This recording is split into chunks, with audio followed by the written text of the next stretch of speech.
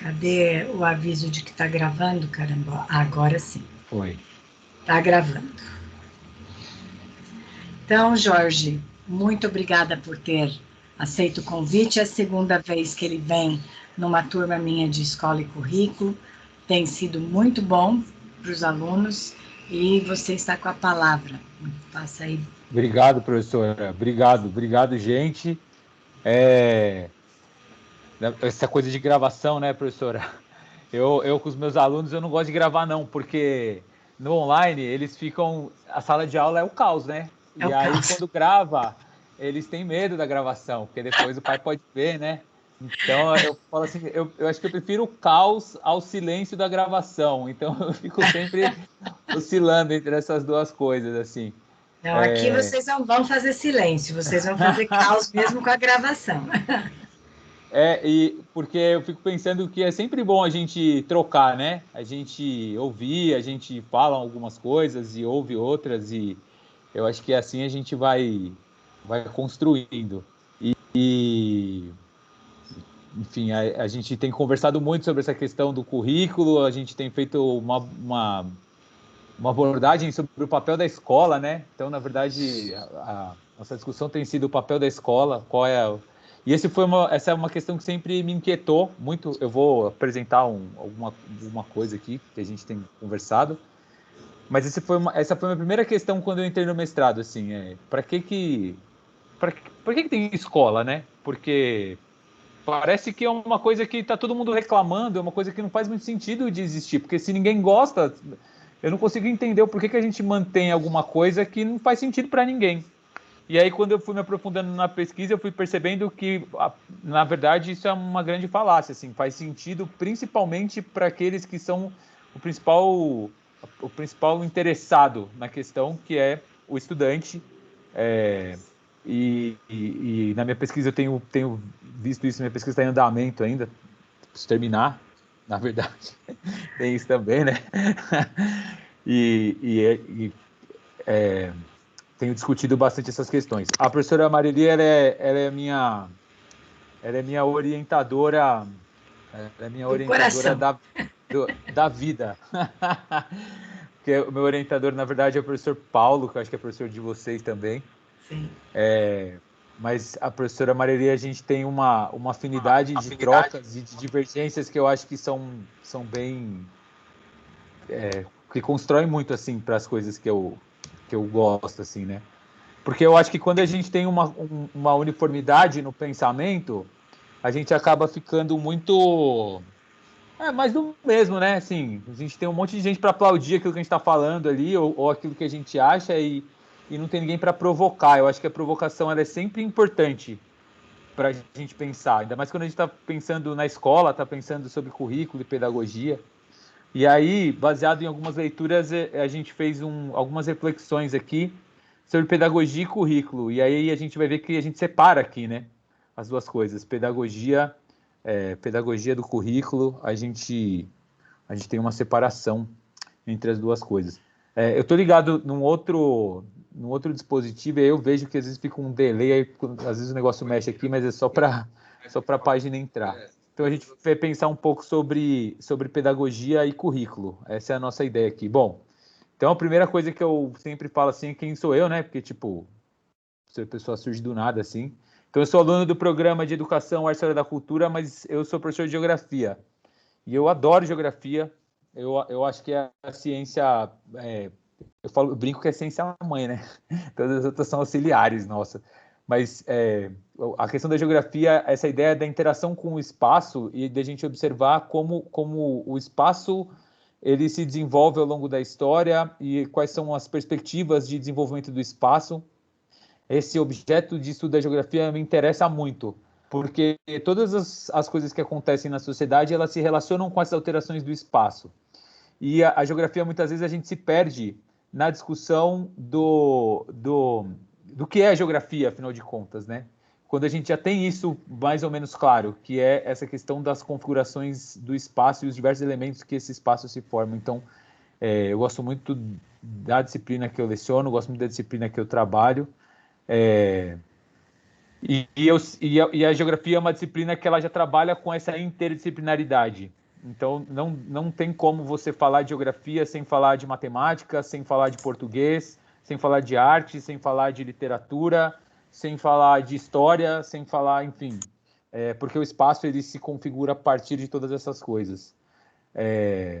Então, sem falar de biologia, sem falar de física, a geografia tem toda essa relação com essa interdisciplinaridade. E a minha pesquisa, ela fala sobre a relação do estudante, e na verdade é um estudante aqui, um corte específico de estudante, que é um estudante de escola de classe média alta. E aí você vai perguntar, pô, mas por que escola de classe média alta? Porque eu sempre trabalhei nessas escolas, eu tô há 15 anos, eu sou professor há 20 anos e trabalho há 15 anos dentro de escola particular. E dentro dessas escolas particulares, a gente vai categorizando, né? Tem as escolas que eu chamo de classe média, que é aquela galera que se esforça. Na real, todo mundo se esforça para pagar a mensalidade, né? Porque os valores são muito variáveis. Mas é aquela mensalidade mais barata até as mensalidades mais caras. E a gente está falando do universo de 15% da população que estuda em escola particular, 85% de todos os estudantes estudam na escola pública.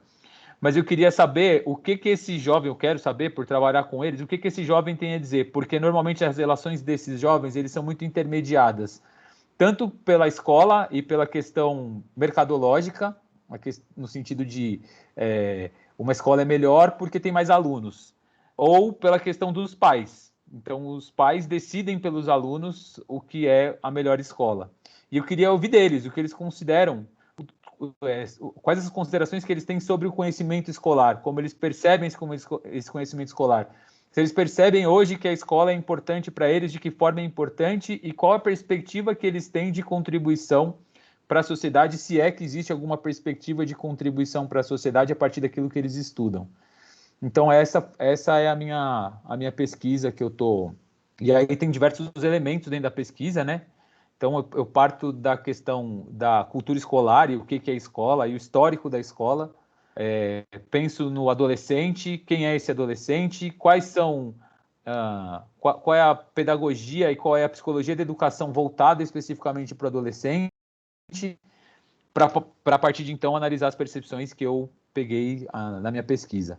Então, assim, é uma pesquisa que eu tenho muito orgulho, assim, gosto muito dela e quero ter mais tempo de trabalhar mais nela, porque a gente sabe que as coisas são bem corridas, no mestrado a gente tem prazos bem estreitos, assim, e enfim. Ô, gente, fala um negócio assim, fica tipo meio que eu falando assim, um monte de coisa assim, se vocês quiserem falar qualquer coisa, fala aí, entendeu? Porque senão fica meio esquisito, assim, e eu tô em casa aqui, e aí, tipo, parece que eu sei lá, tô falando aqui, mas fica Dá um a negócio impressão de que meio... está falando sozinho, né? O que eu Aí a peço gente... para eles, eu pedi para eles da última vez, quem puder abrir a câmera, abre a câmera. É bom a gente ver os rostos de vocês, a gente não sente que está falando sozinho. E torna um pouco mais humana a nossa relação virtual, tá bom? Eventualmente, se você quiser falar qualquer coisa, assim, tipo, abre o microfone e fala, sabe? Tipo, fala aí. E a gente vai conversando sobre as coisas, enfim. Eu acho que é mais nesse sentido, assim.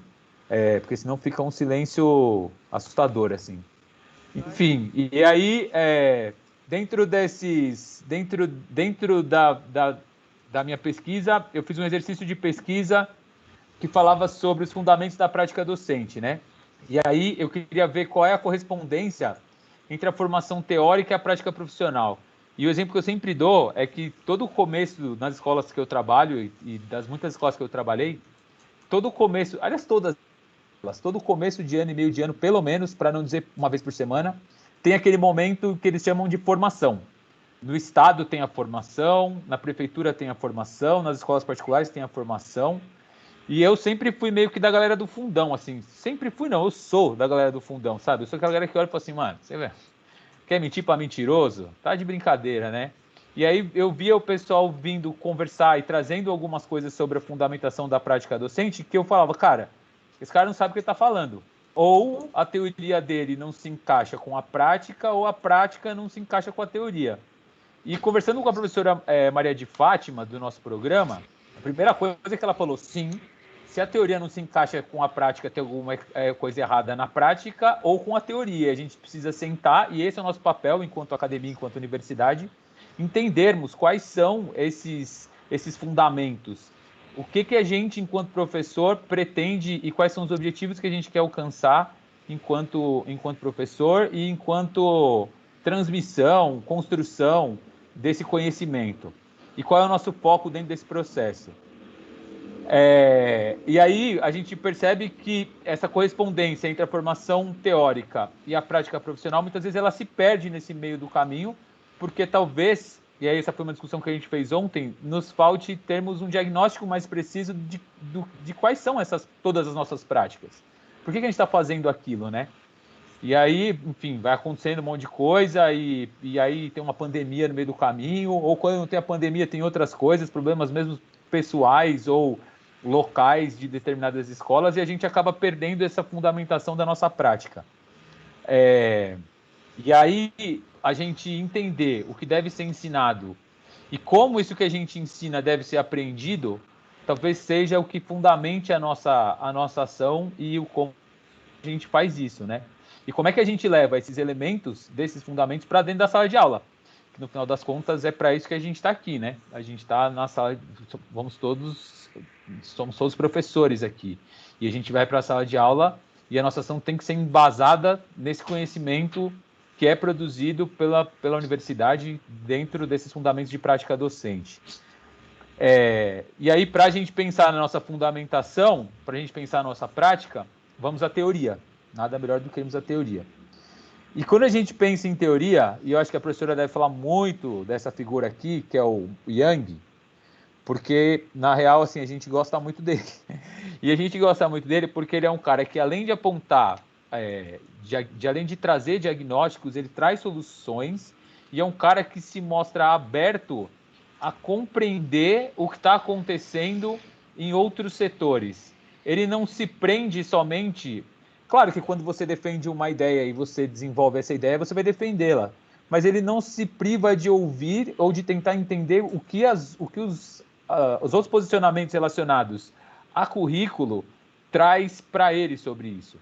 Tanto que a maior parte dos textos e daquilo que ele escreve é justamente comentando aquilo que ele enxerga enquanto que ele não concorda, ou que ele tem alguma divergência, ou ele aponta alguma coisa que faz sentido até certo ponto, mas até ali não vai mais. E ele é uma figura que para mim foi particularmente surpreendente quando eu conheci, que ele é um cara que ele tem uma história, embora ele seja inglês e trabalhe o currículo inglês e trabalhe dentro da pedagogia e da discussão curricular britânica, ele é um cara que ele vai para a África do Sul. E a maior parte do pensamento dele atual é moldado a partir da experiência dele na África do Sul. Que aí tem muito a ver com a nossa... com o subdesenvolvimento, tem muito a ver com a questão do terceiro mundismo, tem muito a ver com a questão de ser um país que tem as mesmas características com a nossa. Então, nesse ponto, a gente dialoga muito observando as circunstâncias. E uma das coisas que o Yang traz, em um texto dele de 2016, que eu estava até comentando com a professora, que assim, toda vez que eu leio isso, e eu gosto de revisitar algumas coisas que eu li, porque eu acho que a gente muda de ideia de vez em quando, e gosto de visitar alguns autores que realmente vão contra aquilo que eu acho que é interessante, sabe? Porque eu fico pensando, não é possível que todo mundo... Eu sou o diferentão, sabe? Tipo, eu sei das coisas, ou o grupo que eu tô, a gente sabe das coisas e todo mundo não sabe nada. Eu acho que é importante a gente ver o que está todo mundo falando e tentar construir democraticamente uma visão que seja suficiente, que faça sentido, até mesmo refutando ou discordando de determinados autores, de determinadas ideias, e acolhendo outras, enfim. E aí, falando isso porque revisitando o Yang, toda vez que eu leio isso e falei isso com a professora, essa separação que ele faz de didática e currículo, parece, e ele chama de pedagogia e currículo, né? Parece uma coisa meio óbvia, mas isso se mistura muito nas discussões que a gente tem, Isso se mistura muito quando a gente traz alguns autores para a baila da discussão. Então, a gente tem a ideia da didática, muitas vezes confundida com o currículo, e o currículo confundido com a didática, tanto na escola quanto na academia. E quando a gente está falando de didática, a gente está falando do como a gente faz na sala de aula. A didática, para ele aqui, nessa separação dele, ele coloca o como a gente vai fazer. Então, não interessa se você vai estar ensinando, sei lá, dentro da matemática, números primos, ou se você vai estar ensinando equação de segundo grau. Aqui, você está pensando na didática, na forma de se fazer isso. Quais são as peculiaridades que a gente tem com essas matérias e como a gente vai fazer isso, como é que a gente vai fazer essa transmissão. Enquanto o currículo é efetivamente aquilo que a gente ensina, não importando o como. Então, a discussão de currículo para o Yang é a discussão: o que a gente vai ensinar na escola? O que a gente está fazendo e ensinando na escola? O que a gente pretende ensinar para esses alunos? O que a gente imagina que o aluno que sai da escola deva saber ao sair dela? Não importa como a gente vai fazer isso. E aí, separando essas duas coisas, para mim, particularmente, na minha atuação como professor, isso aí deu tipo um clarão, assim. Porque muitas vezes a gente vê uma discussão do o que misturado com o como. E aí juntam essas duas coisas e faz uma salada que a gente não consegue entender e a gente acaba ficando muito preso à didática como se fosse currículo e acabamos secundarizando o currículo. Com certeza. Já que você falou que pode falar, o Yang, quando ele faz essa separação, que você fala assim, não importa como, não no sentido de que não importa como você vai ensinar, importa como você vai ensinar, mas ao discutir currículo, o foco é o conhecimento. E quando a gente traz para dentro da discussão de currículo o como ensinar, é o que o Jorge está apontando, a gente começa a fazer confusão entre protagonismo estudantil, entre democracia, até isso, né? Entre metodologias ativas e aquilo que vai ser ensinado. E aí a gente perde completamente o foco do nosso trabalho como educadores e do conteúdo que o aluno tem que aprender, né? Então, isso é muito sério. Isso é muito, muito, muito sério. E acho que o Jorge vai chegar... Porque a ideia, né, professor, assim, você pode ensinar uma coisa que é extremamente essencial do currículo, ou, sei lá, uma coisa que esteja contido dentro de um currículo extremamente conservador, utilizando uma metodologia ativa. Exatamente. Essas coisas, elas não são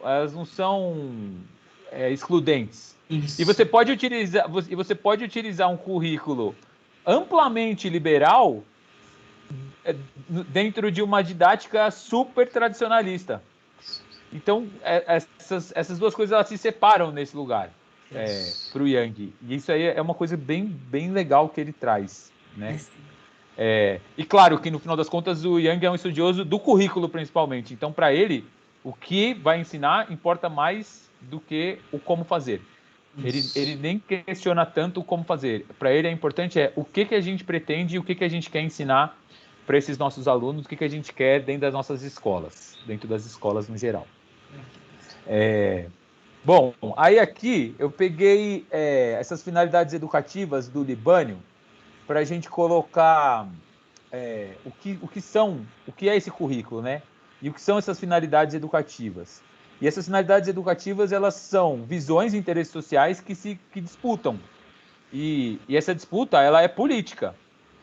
E essa ideia de política, e é uma coisa que a gente percebe, é a ideia da negação da política enquanto esfera decisória de poder, né? No sentido de, política, e se é sobre política, aí não dá certo, não sei o que lá e tal.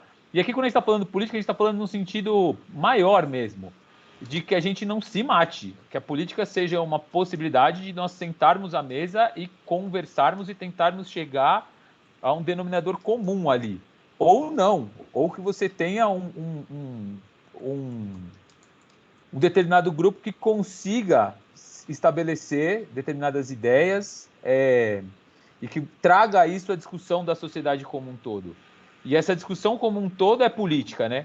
Eu sempre dou, eu sempre falo para os alunos assim lá do ensino médio que quando você fala política, os caras teve um tempo, 2015, 2016, assim, que a galera tava super política, não sei o que e tal. Nos últimos 2 anos aí deu bem uma galera meio que não, deixa para lá, não sei o que, não queremos saber e tal. E política é tudo aquilo que você faz para alcançar um interesse, para que você consiga colocar uma prática em um determinado momento, né? A Hannah Arendt lá vai dizer que a política normalmente ela é não violenta, né? A forma de solução pacífica ela parte de uma solução política. Vai ter uma galera que vai discordar dela, vai dizer que não tem isso, que tem violência também na política. Mas o que eu quero dizer uma forma da gente discutir esses interesses e essas visões dentro do que a gente pretende com a escola, essa discussão ela é eminentemente política. E aí os diversos posicionamentos vão compor essas visões curriculares. Então, essa visão de currículo, ela vai partir de 4 aqui, segundo o Libânio, né? De 4 ideias principais. Então, ele vai ter, primeiro, a visão tradicional de currículo, depois a visão neoliberal ou currículo de resultados, a visão sociológica e intercultural e a visão histórico-cultural para ele, Libânio. O Yang, essa visão histórico-cultural, a gente vai chamar de realismo social, que é muito parecida com essa ideia histórico-cultural dele. Então, essas opiniões e essas visões curriculares, nenhuma delas é neutra. A professora não é neutra, eu não sou neutro, nenhum de vocês aqui é neutro. Não existe neutralidade. O que existe é uma possibilidade de escuta e uma possibilidade de criarmos as nossas concepções, mudarmos as nossas concepções a partir dessas discussões que são eminentemente políticas. Eu acho que é isso que, quando a gente fala em esfera decisória política, é disso que a gente está falando. Bom, professora, fala alguma coisa aí. Tá tudo certo por enquanto. No chat, eu estava aqui reagindo porque o pessoal falou de BNCC, que a nossa BNCC fez isso, separou o currículo de didática. Pelo contrário, ela faz uma mistura das duas coisas, colocando um foco muito grande nas competências e habilidades, e o conhecimento, ele é pretexto para trabalhar as habilidades. E a cobrança que vai ser feita pelas provas é em cima de competência e habilidade, e é uma cobrança que nos leva a um currículo por resultados. Então, só esclarecendo aí algumas pessoas, mas nós vamos discutir isso na unidade 4, tá bom? Boa. Enfim, e aí alguns modelos de currículo que a gente tem, a gente precisa abordar rapidamente alguma delas aqui, né? Então, a ideia de currículo tradicional, ela é a concepção mais presente na realidade escolar.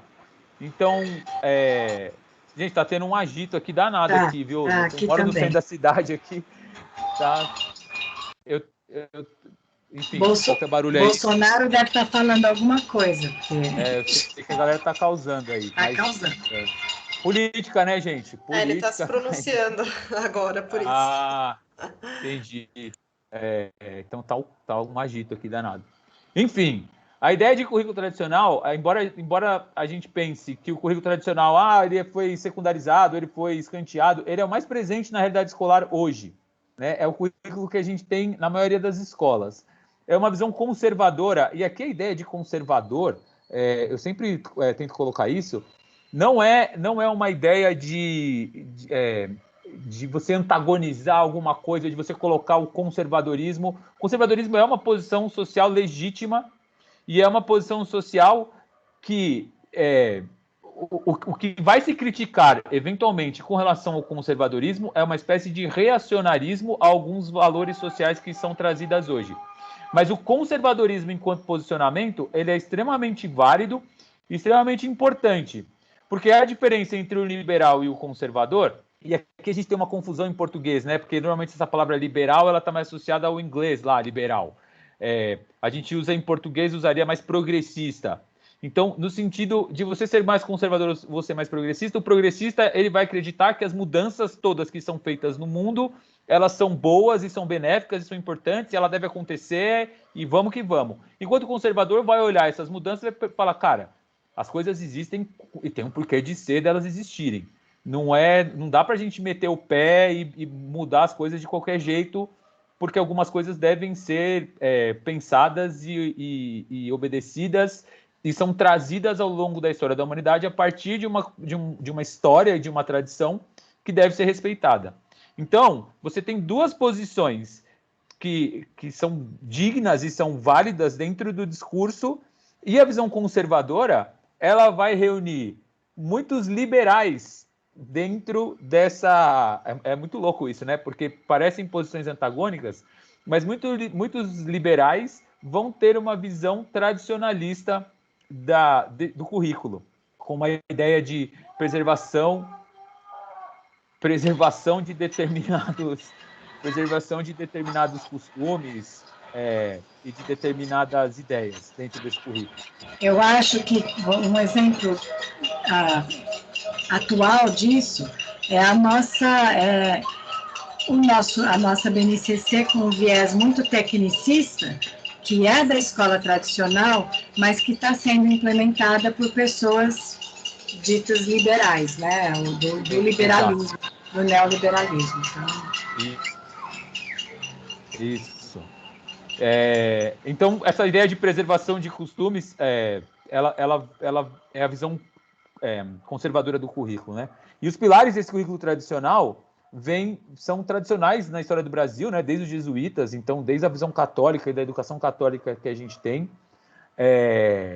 O Herbart traz isso, né? Então, a pedagogia ela se constitui a partir do Herbart, então dessa tradição herbartiana, preservação dos valores morais, formação moral e cívica, conteúdos cristalizados, o ensino verbal, o rigor disciplinar, hierarquia e autoridade.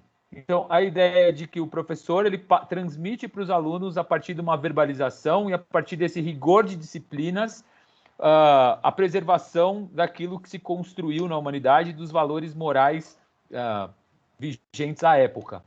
Então, esse é o currículo tradicional. Quando a gente pensa na maioria das escolas, e a gente tem muitas escolas católicas no Brasil, espalhadas pelo Brasil afora, pensando nas escolas particulares, mesmo as escolas públicas, ela tem uma forte influência dessa tradição católica, e essa tradição ela é mantida até os dias atuais, quando a gente pensa no currículo. Eventualmente você tem até uma mudança lá na pedagogia que a gente vai falar lá na frente, mas o currículo ele permanece essencialmente tradicional. Essa ideia de preservação dos valores nesse rigor de disciplinas estáticas e pouco interdisciplinares. Essa seria a visão tradicional do currículo. Depois, a gente tem uma visão que ela vai ser uma visão hegemônica, embora não implementada, que é o currículo de resultados. Então, quando a gente pensa nos documentos oficiais e a gente pensa nos organismos internacionais, o que se propõe enquanto mudança e o que se propõe enquanto nova visão relativa à educação é essa visão neoliberal. Essa visão neoliberal está muito relacionada à questão economicista de educação, que é a ideia de você ter uma aprendizagem para o desenvolvimento do trabalho. A ideia de que a educação tem como principal objetivo oferecer condições para que as pessoas ingressem no mercado de trabalho e que a aprendizagem ela passe pelos conhecimentos considerados úteis, na visão da galera do currículo de resultados. Então, ela vai priorizar determinados conteúdos, vai priorizar determinados elementos dentro do currículo, vai trabalhar por habilidades, como na nossa BNCC. Então, você deve ter determinadas habilidades para alçar determinados fins dentro da sua proposta na sociedade. Então, a ideia é de você pegar um aluno da educação infantil ou do ensino fundamental 1 e colocar alguns, economia, você colocar algumas ideias de empreendedorismo ou de... Eu sempre esqueço aquele, professora, que é projeto de vida. Projeto de vida. Então, Não, e o que assim, as pessoas não entendem. Não sei se você vai falar isso, Jorge, em seguida, mas que eu estou vendo a reação de alguns aqui.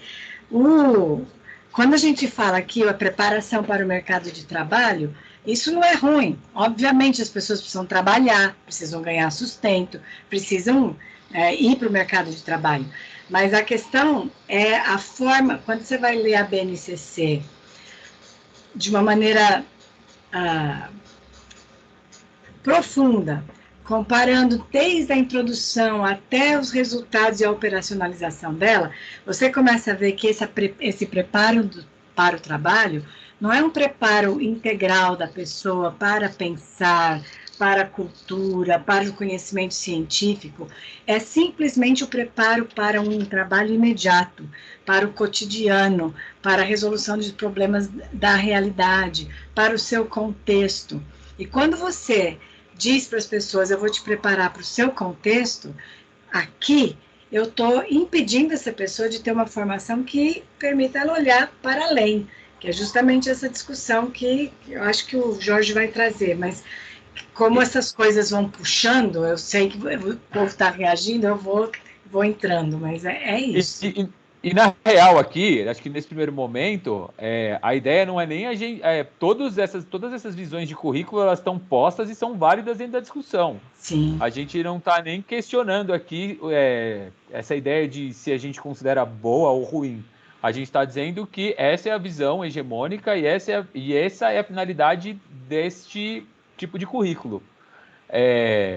A gente não... Pelo menos nesse momento, a gente tem um outro trabalho paralelo onde a gente propõe alguma coisa, onde a gente faz críticas a determinados tipos de currículo. Mas esse momento aqui é a ideia da gente perceber o que é esse currículo de visão neoliberal, né? O que é essa ideia de neoliberalismo? Discutir e pensar e tentar entender o que é isso. Independente de se você abraça ou não essa discussão, esse currículo, e se você considera esse currículo como o que você julga importante, ou que você julga válido ou não. Mesmo tradicional. Cara, o que a gente está falando é o seguinte: o currículo tradicional é o que a maioria das escolas tem. Ponto. Se é bom, se é ruim, se está... O currículo tradicional ele é apoiado numa base de transmissão de valores morais e numa tradição católica, ponto. E aqui ninguém está dizendo que é bom, que é ruim, a gente está colocando pontualmente quais são esses currículos, quais são essa visão de currículos que a gente tem, dessas duas que a gente falou, das 4 que o Libânio faz isso. E o que a gente particularmente gosta no Yang e no Libânio um pouco mais, o Saviani um pouco menos, é justamente que eles trazem, primeiro, sobre o que é esse currículo, como esses currículos são colocados, para depois fazer essa discussão. Tem um livro do Saviani que ele chama lá História das Ideias Pedagógicas. Ele está dizendo quais são as ideias pedagógicas. Então, ele não está dizendo que isso aqui é maravilhoso, isso aqui é bom, isso aqui é ruim. A gente não está fazendo a defesa de um currículo. A gente está estabelecendo quais são os currículos, num primeiro momento. E é claro que, conhecendo e se apropriando disso, você vai perceber, primeiro, qual é a sua defesa pessoal desse currículo, e aí eu acho que, segundo, qual é a defesa que a sua escola faz desse currículo, para você se enquadrar ou não dentro da sua escola. Porque por mais que você tenha uma defesa apaixonada de um tipo de currículo, eventualmente a sua escola não é aquele tipo de currículo. E mesmo as disputas por políticas públicas relacionadas a currículos vai partir de uma discussão de você saber qual é a hegemônica para você construir alguma coisa ou não, ou deixar que está mesmo, que você considere válida e tudo mais. Acho que é isso, professora. Isso mesmo. Bom, uma terceira visão de currículo é o que a gente vai chamar de currículo sociocultural. Então, a ideia de você ter a ideia de uma educação intercultural, uma educação plural, uma educação para a diferença, uma educação em rede, são todos sinônimos dessa educação sociocultural. Então, ele tenta mobilizar o conhecimento, procurando desenvolver a subjetividade de cada um, né? A ideia de que o aluno ele deve expressar suas próprias experiências, e ao expressar essas próprias experiências, ele vai construindo esse conhecimento. E a ideia é de que você precisa fortalecer esse indivíduo para que, a partir do fortalecimento desse indivíduo, você tenha condições culturais, materiais, para fazer uma transformação mais geral da sociedade. Esse modelo de currículo ele não está interessado, no primeiro momento, por um conteúdo científico e cultural já estabelecido. Então, ele secundariza esses currículos mais científicos, esses currículos mais que já estão mais postos, até mesmo a visão tradicional, e tenta colocar a partir da experiência dos próprios alunos. Onde a gente vê isso acontecendo muito? Em algumas escolas, especialmente particulares, e muito características, assim, de grupos muito específicos dentro dessas escolas. Quando parte para o ensino fundamental 1 ou mesmo para o ensino fundamental 2, você já tem quase nenhuma escola que aplica esse currículo sociocultural. Isso acontece muito em algumas escolas particulares, para públicos específicos, dentro do universo da escola particular. É interessante. Oi. Pode falar, pode falar. Fala aí, fala. Não, é interessante isso que você está falando, porque você está trazendo em termos da prática o que acontece. E é exatamente isso. Você vai para as escolas de educação infantil, os primeiros anos do fundamental, você vai ter muita escola que trabalha com projetos, que trabalha com temas geradores, que trabalha dessa forma. Vai chegando às séries mais avançadas, isso não vai acontecer com facilidade, apesar de ter algumas escolas que ainda fazem. E é muito mais focado nas escolas particulares. Porém, quando você vai estudar currículo, e é o que essa turma está vendo aqui, você tem a divisão do currículo tradicional e os currículos pós-estruturalistas, ou os currículos que eles chamam de progressistas, que vão ganhando nomes diferentes, mas que são isso daí, que são os currículos que não querem fechar o conteúdo que alguém vai aprender e focam muito mais nas experiências, no cotidiano, na diversidade cultural, na pluralidade cultural, no multiculturalismo, etc. No trabalho com sexualidade, com uma série de outras temáticas que não necessariamente o conhecimento científico. E o que é interessante, Jorge, você não é especialista na área de currículo, é frustrante quando você pega os livros didáticos de currículo, os livros didáticos, não Saviani, não Libânio, não as pessoas que discutem currículo, mas os livros didáticos que vão para as universidades, eles param nessas teorias. Acabou. É a tradicional, tecnicista e pós-estruturalistas ou progressistas. E ali para. A discussão não vai para além disso. E isso é muito preocupante e frustrante. Frustrante. E não bate com a realidade, né, professora? Não bate. Porque a gente tem as experiências acontecendo de outras formas, assim, que vão para além dessa... é tradicional ou é pós-estruturalista? Não. Você tem dentro mesmo da visão tradicional uma discussão e dentro mesmo da visão pós-estruturalista uma discussão enorme de muitas coisas que surgem ali, né? E aí, o quarto modelo de currículo é o currículo histórico-cultural, que ele visa o desenvolvimento das capacidades intelectuais e da formação da personalidade. Ele tem como imprescindível, eu gosto dessa expressão, imprescindibilidade. A ideia de que os currículos eles são imprescindíveis. Você não pode dispor dos conteúdos como referência para o desenvolvimento da capacidade intelectual. Na nossa pesquisa, e quando a gente... Uma das coisas que foi assim, uma afinidade que eu tive com a professora, é que a gente tenta somar isso à teoria valoniana. Assim. A gente pega o Valon e pensa na ideia de afeto do Valon, e principalmente a partir de uma determinada idade, que o afeto do Valon significa um desenvolvimento cognitivo importante dessa pessoa que você está ali educando.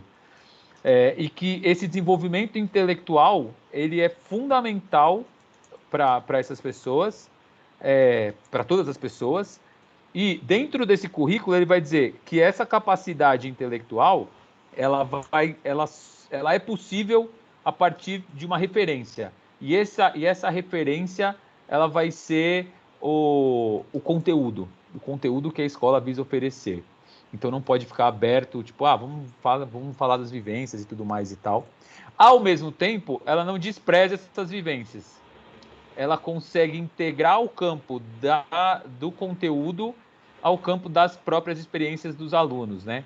Ela tenta integrar o que é vivenciado com aquilo que é de conteúdo mesmo, propriamente dito, né? Então, procura municiar os alunos, e aqui, na verdade, a gente esse modelo histórico-cultural é proposto pelo Libânio, mas quando a gente pensa no Young e na ideia do realismo social do Young, o que ele coloca na África do Sul, da experiência dele na África do Sul, foi justamente essa. Tudo bem, legal, a gente pós-apartheid, vamos mandar todos os professores antigos embora, vamos contratar todos os professores novos, maravilha, fizemos isso, tá, e aí? E agora? Como é que a gente vai colocar, o que a gente vai ensinar para essa galera? O que vai ensinar para esses alunos? Como é que a gente vai fazer com que todas as classes sociais, desde as mais pobres até as mais abastadas, tenham um conhecimento que faça sentido, se desenvolva integralmente, intelectualmente, para além das experiências que a gente está trazendo e são bonitas e que a gente consegue perceber aqui.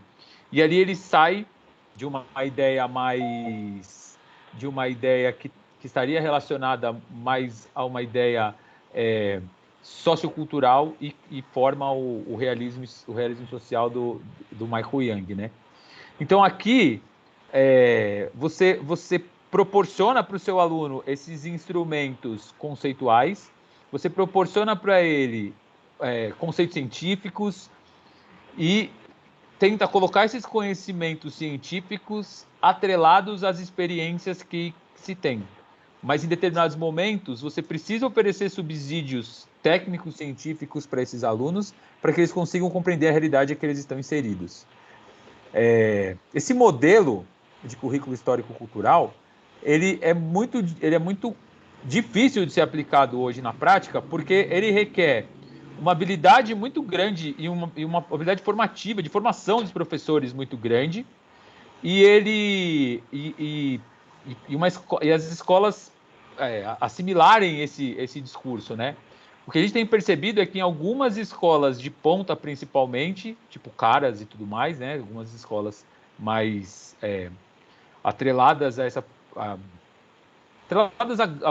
escolas particulares mesmo, né? Que são caras, elas tentam colocar alguma espécie de elementos de conteúdo para os alunos, mas, no entanto, as práticas vivenciadas por eles são todas padronizadas e são todas de uma mesma esfera, de um mesmo grupo.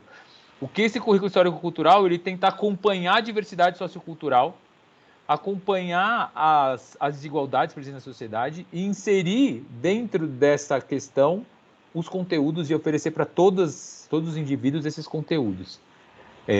Então, é complexo e é difícil. Esse seria o quarto modelo de currículo. É complexo e difícil, desculpa te interromper de novo, mas tem um aluno perguntando assim, mas e aí isso, como é que a gente vai fazer? Isso é muito sério. Isso é muito sério, mas a gente tem como fazer, mesmo que todo o sistema esteja organizado de outra forma, há sempre brechas, porque você que está na sala de aula, e quando você tem essa consciência na sala de aula, você vai fazer diferença. Por isso que eu estou há meses insistindo com vocês, leia Michael Young, leia Libânio, leia Amalanche, leia pelo amor de Deus, porque são vocês que vão fazer a diferença. E no final das contas, mesmo na disputa por política pública, é a ideia de você conseguir, sei lá, estou dizendo que imaginemos que essa seja uma defesa de currículo sua, porque no final das contas você pode ter uma defesa de um currículo neoliberal e achar o seguinte, cara, o buraco é tão fundo que é melhor a gente botar essa galera aqui na escola, fazer o pessoal trabalhar direitinho, entendeu? Vamos começar, pelo menos, a galera tendo um ofício, o caixa de supermercado sabendo dar o troco direitinho. E isso é válido, né? Não é, Jorge? O Jorge estava falando isso comigo esses dias, né? Por isso que eu gosto muito de trazê-lo, porque tem equilíbrio aí. Então, é válido. A gente está numa sociedade em que os nossos alunos não estão tendo o mínimo. Então, de repente, essa é uma saída. O que a gente não pode é perder de vista que a gente precisa avançar. E o que está acontecendo, né? E mais, é o seu posicionamento a partir do conhecimento que você tem, a partir das leituras, a partir da sua prática, a partir da sua experiência, você conseguir olhar e falar, não, eu acho que eu vou por aqui. Ou, faça uma defesa de um currículo tradicional, porque é importante que as pessoas tenham o que se tinha no passado e que essas mudanças acho que não são positivas para a sociedade. E discutir isso, sabe? E é um posicionamento válido. O que você não não deve, né? E o que eu acho que trava o debate é quando a gente impõe uma visão de mundo sem a discussão dessa visão de mundo. E talvez essa seja a maior crítica ao modelo da BNCC e ao modelo neoliberal de currículo que a gente tem hoje.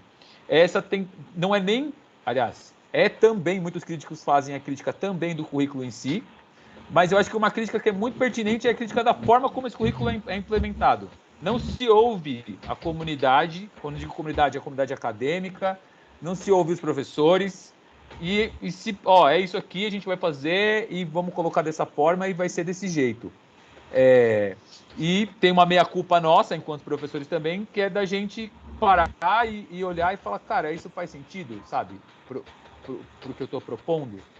Quando eu estou lá na minha escola e eu vejo que o currículo ele é implementado, eu consegui observar e ver a intencionalidade por trás daquele currículo. Isso. Eventualmente você não vai conseguir mudar, porque você pode estar numa escola particular, por exemplo, que tem um dono e o dono pensa assim, vai ser assim, mas é você, enquanto professor, enquanto pessoa dotada desse conhecimento, saber, cara, isso aqui, enfim, eu tenho um boleto esse mês para pagar, né? Não posso dar uma de loucão, mas eu consigo saber o que significa esse currículo. Eu acho que essa é uma meia-culpa nossa, eu acho que essa construção a gente precisa fazer, sabe, professora? Eu também acho. Entender quais são os modelos de currículo. Eu acho que você fala duas coisas importantes aí. A gente ter consciência do que a gente quer como professor, do que é que a gente está vendo, do que está vindo para a gente trabalhar. Ter consciência. E a segunda coisa que você fala, aí eu vou usar outra linguagem para falar, se eu estiver errada, você me corrige, é que a gente, como educador, não é para ser militante. A gente não pode dizer, eu sou desta linha e essa é a única linha que eu adoto. Porque você está numa sala de aula e numa escola que tem diferentes alunos, que tem necessidades diferentes, que tem jeitos de enxergar o mundo diferente e que, portanto, tem jeitos de aprender diferente. Então, eu vou ter momentos na minha vida que eu vou ser tradicional. Preciso ser tradicional para garantir que esses alunos, eu vou ter uma postura tradicional, ou eu vou ter uma postura progressista, ou eu vou ter uma postura histórico-cultural.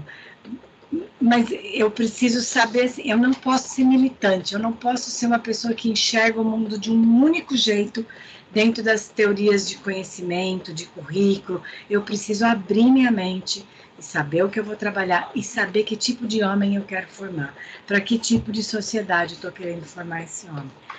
Isso precisa estar claro para nós educadores. O resto vem... Eu falo sempre, né, professor, assim, que eu acho que a militância ela é fundamental, ela é importante, ela é necessária, eu diria. Você ter a sua defesa e ter sua militância, mas essa sua militância ela tem que ser na esfera de discussão pertinente. Quando a gente está dentro da academia, a gente está discutindo o que a gente, por mais que a gente tenha um posicionamento, e aí eu volto ao início, né? Não existe neutralidade, ninguém é neutro. Mas, ao mesmo tempo, você se colocar num posicionamento absolutamente fechado e restrito para qualquer outro tipo de posição, você perde a sua capacidade reflexiva, que eu acho que o processo educativo, a riqueza do processo educativo é a reflexão, né? É a gente conseguir parar e pensar, falar, nossa, isso faz sentido. Nossa, isso que o Jorge está falando aí não tem nada a ver, tá viajando. Mas ele está viajando por quê? Cara, tá viajando por causa disso, segundo fulano, ciclano, beltrano, faz sentido isso e não aquilo. E não a gente partir tipo para pancadaria, sabe? Como tá acontecendo. Pro estômago, pancadaria né? na rua.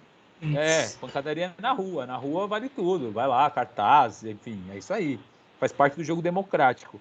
Mas eu acho que dentro do ambiente de uma discussão racional e razoável, a gente tem que buscar compreender quais são os elementos e como é que é feita essa dialética, né?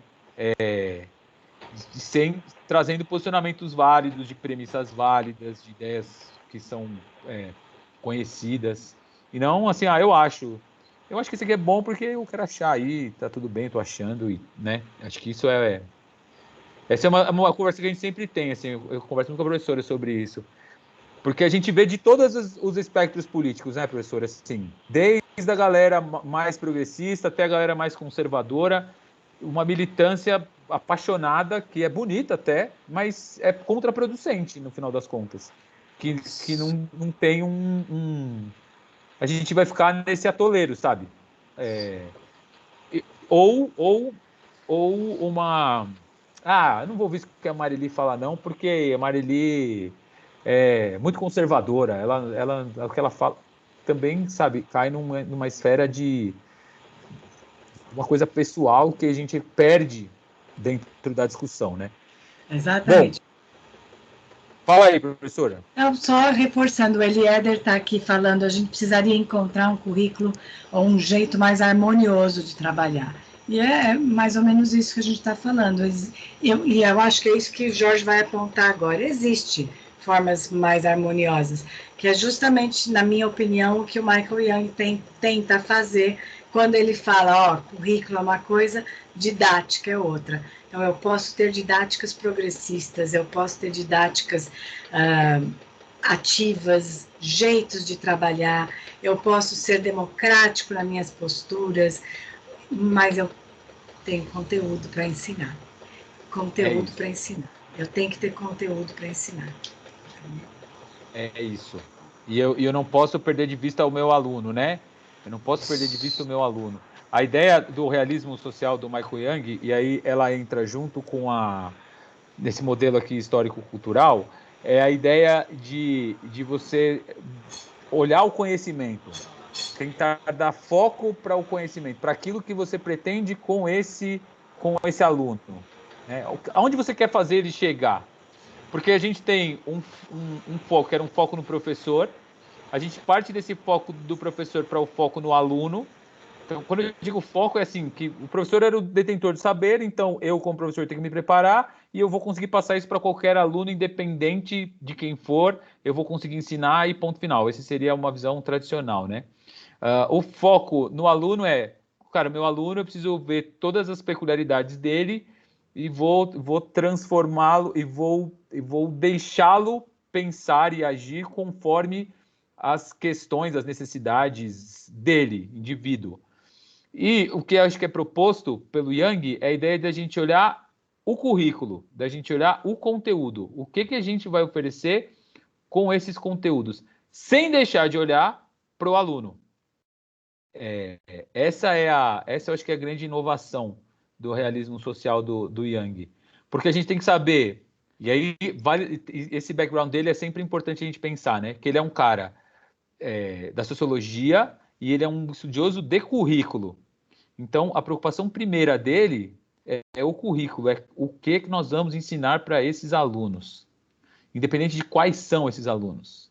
E aí, no primeiro momento, antes da África do Sul, ele pensa que era muito importante entendermos quem eram esses alunos e como esses alunos se comportavam. E depois, pós-África do Sul, pós-experiência dele, ele fala assim, tá, legal, a gente precisa saber quem é esse aluno, mas a gente precisa saber o que esse aluno vai aprender. Essa eu acho que é a grande questão do Young. E ele ser... Certo, professora? Fala aí alguma coisa, senão estou falando muito aqui. Eu estava falando de microfone fechado. Tá certíssimo, é isso mesmo, perfeito. Ele faz, por isso que eu digo que ele faz a junção, porque ele olha para o aluno em função das experiências. Ele era um progressista, né? Ele era um das teorias críticas e pós-críticas, ele era adepto disso. E aí ele dá um passo além, ele traz, olha, eu preciso olhar para o aluno, mas eu tenho que trazer alguma coisa para ele conhecer. É isso mesmo. Fala aí, fala alguma coisa aí, gente, pelo amor de Deus. Fala aí. Eles estão falando tanto aqui. Olá, boa noite. Boa noite. Eu sou o Marco. Queria fazer só uma pergunta referente... eu estava pensando aqui sobre a escola da Ponte, em Lisboa. Ela é um exemplo dessa didática mais progressista, né? Didática, isso. Didática, você acha que aqui no Brasil ela funcionaria de alguma forma, principalmente nas escolas públicas, tendo em vista que as escolas públicas elas têm problemas com o aprendizado em si? O que você acha? O José Pacheco, inclusive, ele tentou e ele fez algumas escolas a partir do modelo da Ponte aqui na Zona Sul de São Paulo. Eu contei essa história para a professora. Eu fui estudar na Escola da Ponte, né? E eu era apaixonado pela Escola da Ponte. Eu achava aquilo ali a coisa mais linda do mundo. Eu falava, meu sonho é trabalhar na Escola da Ponte. E aí depois de um tempo eu meio que mudei. Porque eu percebia, cara, uma das coisas que me pegou muito é a questão assim, a gente tem que pensar numa escola que ela seja universal, né? Então que consiga abranger a maior parte das pessoas. E para mim, particularmente, me interessa muito a questão da classe trabalhadora, né? Como é que a classe trabalhadora vai conseguir se desenvolver a partir de um projeto de escola. A ideia da ponte, e quando você vai lá, você vê, é maravilhoso, cara, mas não é panaceia, sabe? Tipo, sei lá, como qualquer escola, sabe? Uhum. Quando a gente vê de perto, assim, você vê que tem umas questões que são... Summerhill é um outro exemplo de escola que é mais ou menos nesse sentido, né? E Summerhill também eu falava, nossa, que demais e tal. Quando eu entrei na universidade, assim, eu falava, meu, isso é escola. E aí, os indicadores de Summerhill é o seguinte, 50% dos alunos se tornam caras geniais, brilhantes, criativos, trabalhadores de outras empresas, e os outros 50% é a galera, tipo... Cristiane F., 13 anos, drogada e prostituída. Aí um livro que tinha, lembra? Antigamente? Não sei se vocês vão lembrar, mas enfim. Cara, vira galera, tipo... Saca? Tipo, 50% para um lado e para o outro. E aí, sabe? Como é que isso pode ser bom? Mas ao mesmo tempo né? Que não existe, eu acho que uma receita de bolo, talvez, porque... Isso, cara.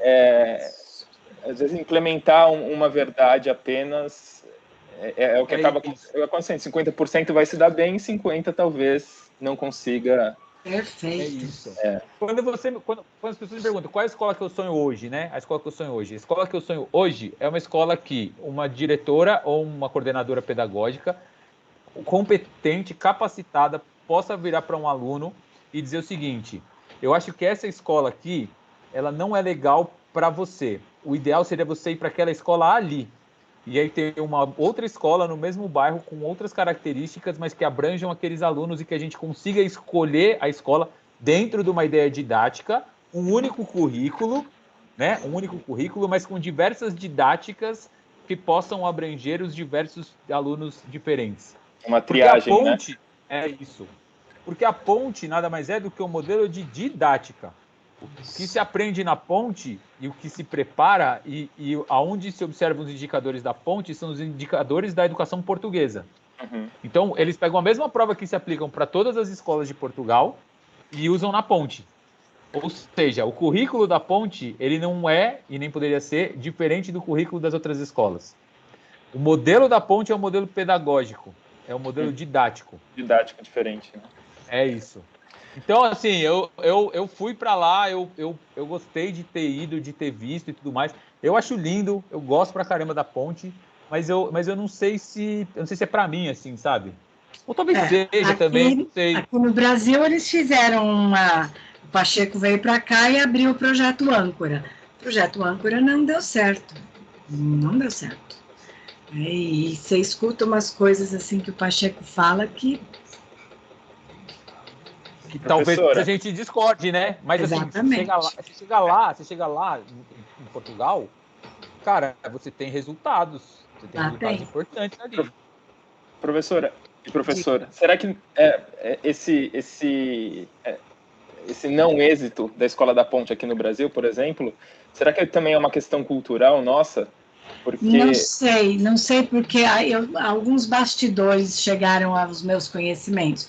A Escola da Ponte em Portugal parece que houve um desentendimento entre os que trabalham lá e o Pacheco. E aí ele veio para o Brasil e aqui ele fez o que ele queria desde o começo. E eu não sei se o que ele queria desde o começo dá tão certo, que é justamente essa questão de estilos de pessoas e assim, desculpe, mas não era só a falta de, não era só uma didática, era a falta de currículo, a falta de assuntos para serem trabalhados. Mas aí nós que estamos fazendo a defesa do currículo. Mas enquanto pedagogia pode ser que em outro contexto funcione.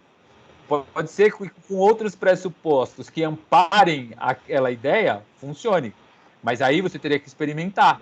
Então, a pedagogia, a ideia da didática é uma ideia de experiência, é uma ideia de prática, é uma ideia de nós, professores, estarmos na sala de aula e falar, isso aqui não funciona, para eu conseguir dar esse currículo, eu preciso dar de uma maneira mais tradicional, ou de uma maneira mais sociocultural, ou de uma maneira mais cognitivista. E tomar cuidado com a ideia do método. Cara, essa coisa de método, ela é importante, mas ela normalmente é complicada, né? Tipo, para tudo, né? Você vai emagrecer se você usar um método, não sei quem, tal, tipo, dá certo para uns, não dá para outros e tal. Então, quando a gente pensa nesses métodos de educação, então vamos utilizar o socioconstrutivismo interacionista para todo mundo em todas as séries, porque todas essas pessoas vão se tornar seres maravilhosos, intergalácticos, conhecedores de todas as coisas. Eu particularmente tenho medo desse discurso, sabe? Ao mesmo tempo, falo assim, esse socioconstrutivismo aí não serve para nada, isso é papo furado. Bom mesmo era quando você tinha uma vara e batia na mão das crianças. Também me parece assustador, sabe? Tipo, essa observação entender essas abordagens e para onde eventualmente elas servem e perceber que isso está desvinculado do currículo, sem estar, mas no limite assim do que a gente está falando aqui, eu acho que isso é o mais importante para a nossa perspectiva, né? Porque a gente está fazendo, a gente sociedade, né? A gente mundo, a gente está fazendo muita confusão com isso quando a gente trata da escola. A didática é a nossa prática, é o que a gente faz para que os alunos aprendam. O que ele está vinculado aqui, e aí a gente vai ver que algumas coisas dão certo ou não dão por falta daquele o que, mas o que a gente está pensando aqui enquanto academia, enquanto estudante, é a gente analisar quais são essas modalidades didáticas. Como é que a gente expressa essas modalidades didáticas. Eu só queria passar rapidinho cada uma dessas modalidades. Ainda bem que o Marco falou, velho. Fiquei feliz, viu? É bom isso aí, porque... Que é isso. Obrigado aí, professores. Alunos, obrigado. Espero ter esclarecido aí. Claro. Perfeito. Obrigadão. E aí, se vocês... Normalmente eu falo assim, gente, fala alguma coisa, né? Aí mas você não está conseguindo acompanhar o chat. No chat eles estão bombando aqui. Então, a senhora fala aí, professora, porque eu não consigo ler o chat, não. Mas eu tô acompanhando aqui, justamente por isso que eu estou fazendo essas intervenções na tua fala, porque eu estou vendo o debate deles aqui. Então, boa. Tá ótimo. Bom, então, a primeira abordagem que eu queria conversar, e aí eu queria passar rapidamente assim, essas abordagens, né? Então, abordagem tradicional. Então, a gente está falando de didática. O nome é o mesmo. Currículo tradicional, abordagem tradicional. Mas você pode ter um currículo tradicional com outra abordagem. E você pode ter uma abordagem tradicional com outro currículo. Isso. Às vezes, esses nomes, a gente faz uma certa confusão com relação a esses nomes. Então, quando a gente fala em abordagem tradicional, a abordagem que é referência para a maioria dos professores. Até porque, todos os caras que a gente lê, e aí eu vou incluir aqui o Charlot ele vai dizer o seguinte, é muito difícil você utilizar outros modelos se você já tem um modelo de formação antes. A primeira concepção de escola que você vai dar é aquela que você teve. Então é muito difícil a gente conseguir mudar a partir da perspectiva que nós mesmos tivemos, né?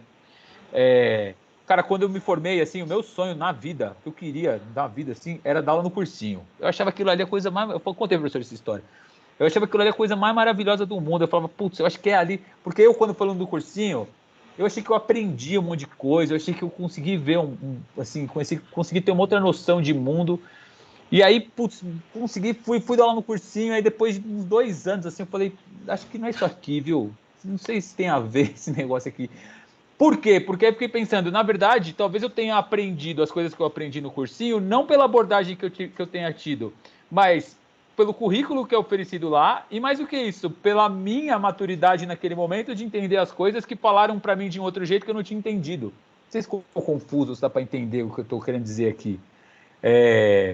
Porque a gente, às vezes, dentro desse nosso modelo, não existe nada mais tradicional do que o cursinho pré-vestibular, gente.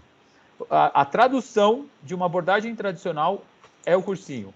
Os alunos quietos, o professor falando, você anota e não tem esse negócio de tirar dúvida, que você não aprendeu, você lê na apostila, e se você falar, eventualmente, você vai até sofrer quer dizer, uma retaliação não, mas tipo, a galera vai te cornetar por falar isso, e ele procura proporcionar aos alunos as grandes realizações da humanidade. Então, é um cara falando uma pessoa falando, e essa pessoa falando sobre essas realizações, tentando passar isso para o aluno enquanto receptor. Essa é a abordagem tradicional. E a maior parte dos professores enxergam essa abordagem tradicional como uma essencial, né? E essa abordagem é a abordagem desde que a escola se constitui enquanto como a gente conhece, né? Escola modernamente falando, a partir do século XVI, o Herbart, aí botei a fotinha dele, né? O principal pensador dessa abordagem é isso. O professor é detentor dos saberes e ele transmite esses saberes para os alunos que precisam ser alcançados aí a partir desses modelos que se passam. Cara, você está no cursinho, eu trabalhei no cursinho 7 anos.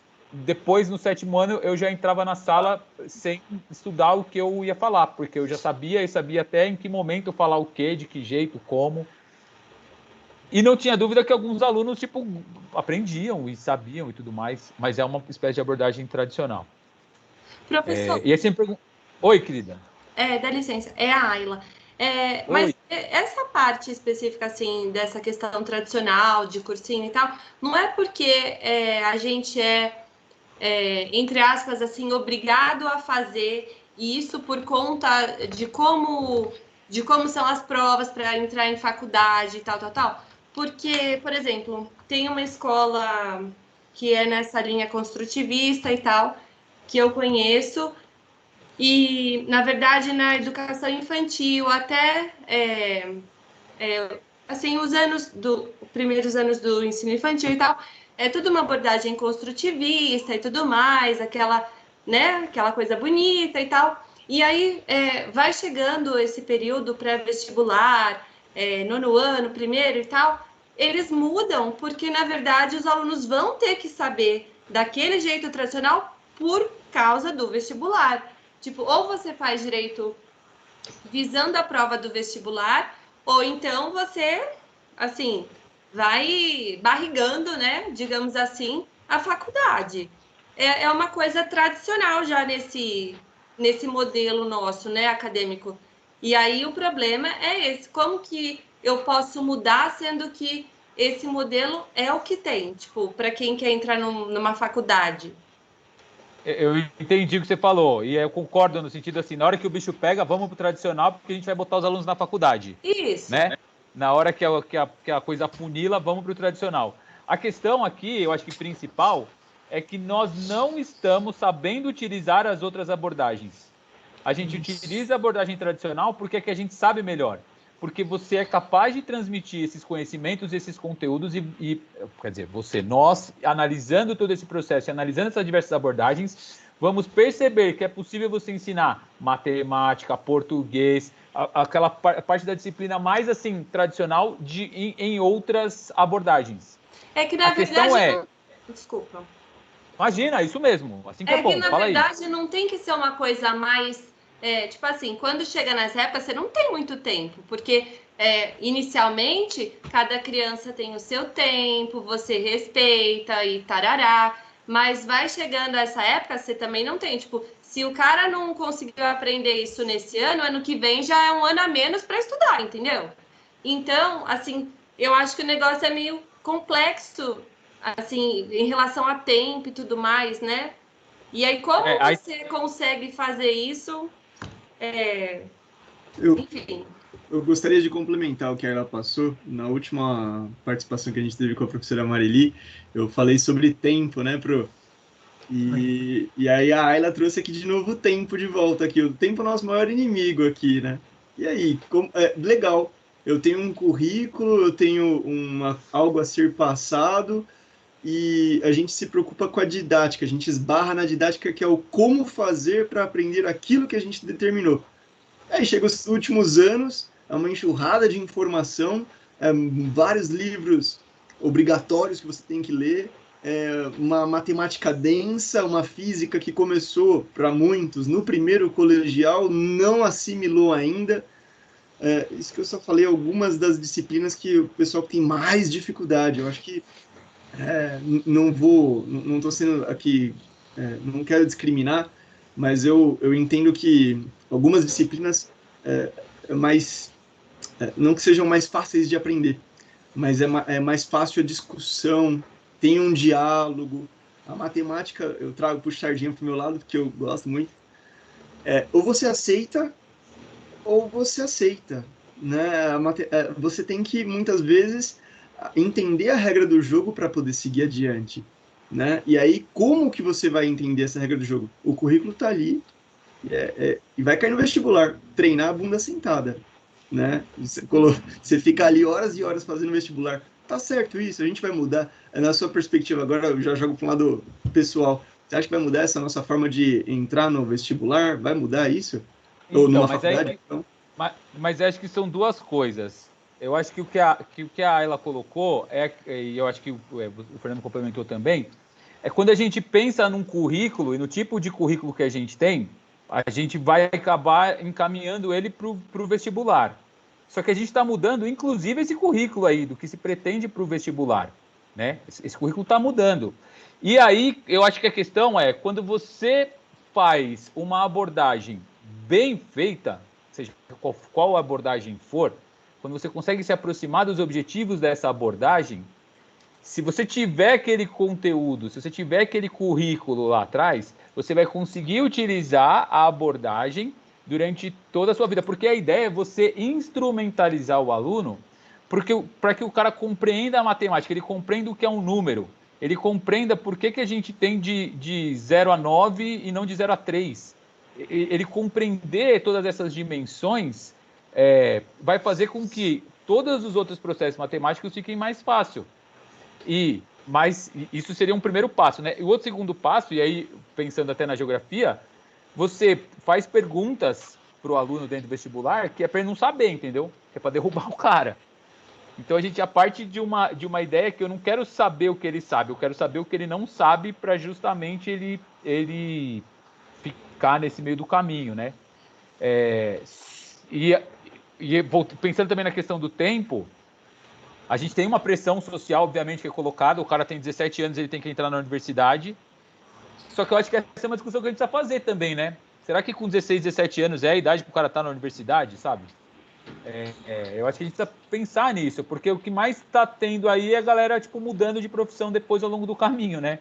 Haja vista a nossa gloriosa pedagogia. A galera volta para fazer pedagogia porque, eu descobri que eu não queria ser engenheiro, quero ser professor de matemática, sabe? Então, acho que a gente discutir todas essas coisas estão dentro da discussão do currículo, sabe? Estão nesse segundo lugar. E a gente discutir essa abordagem, se você souber fazer cada uma dessas abordagens de maneira bem feita, talvez não todas, mas talvez alguma em cada momento, você consegue transmitir mesmo esse conteúdo que a gente está privilegiando para o vestibular. Por que a gente usa na hora que o bicho pega o tradicional? Porque é o tradicional que a gente sabe fazer. Como a gente sabe fazer o tradicional, na hora que a água bate no meu pescoço, eu vou para ela. Gente, Covid, estávamos todos pensando em metodologias ativas e tudo maravilhoso. Eu lá, professor de ensino médio, chegava com os meus alunos, vamos aqui pensar, tal. Aula online. O que é aula online? Tradicionalíssima, de fio a pavio. Aí depois, vamos pensar em abrir uns grupos e tal, mesmo abrindo os grupos, cara, os alunos estão ali, tipo, cada um meio que por si, meio que aprendendo, e a gente vai saber como eles aprenderam aonde? Nos testes e nas provas. Esses modelos, eles são pré-estabelecidos, então eu faço uma prova e quero que ele chegue a um ponto. Então, a gente pensar essas abordagens a gente entender que você pode, a partir de qualquer currículo, utilizar essas abordagens. E também, utilizando corretamente as abordagens, a gente pode até chegar à conclusão de dizer o seguinte, cara, para a gente pensar matemática, a abordagem tradicional é melhor. Para a gente pensar geografia, a abordagem tradicional é melhor. Qual é o ponto aqui? Para mim, particularmente, como professor de geografia, eu sempre falo isso. Não me parece que o ensino de geografia está sendo feito de maneira suficientemente convincente dentro das escolas, porque a gente teve um aumento na escolarização no geral e a gente está discutindo terra plana. Então, é muito frustrante como professor de geografia,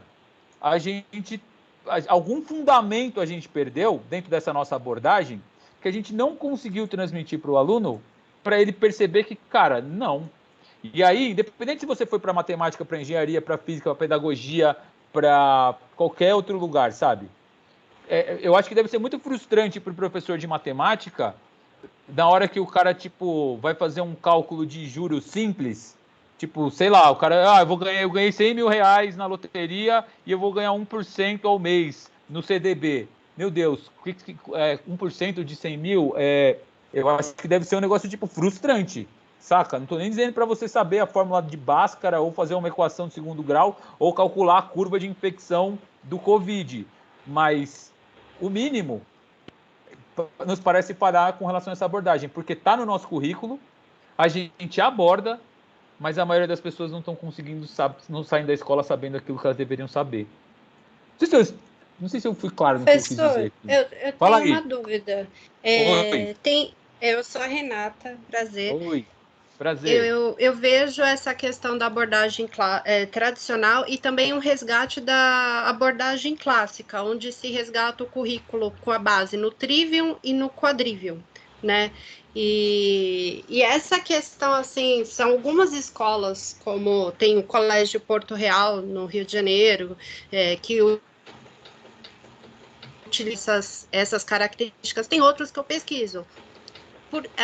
Na questão da construção de um currículo baseado nessas escolas, sabe, da frente, trazendo o clássico, não a questão tradicional, quando a gente enxerga a visão bancária.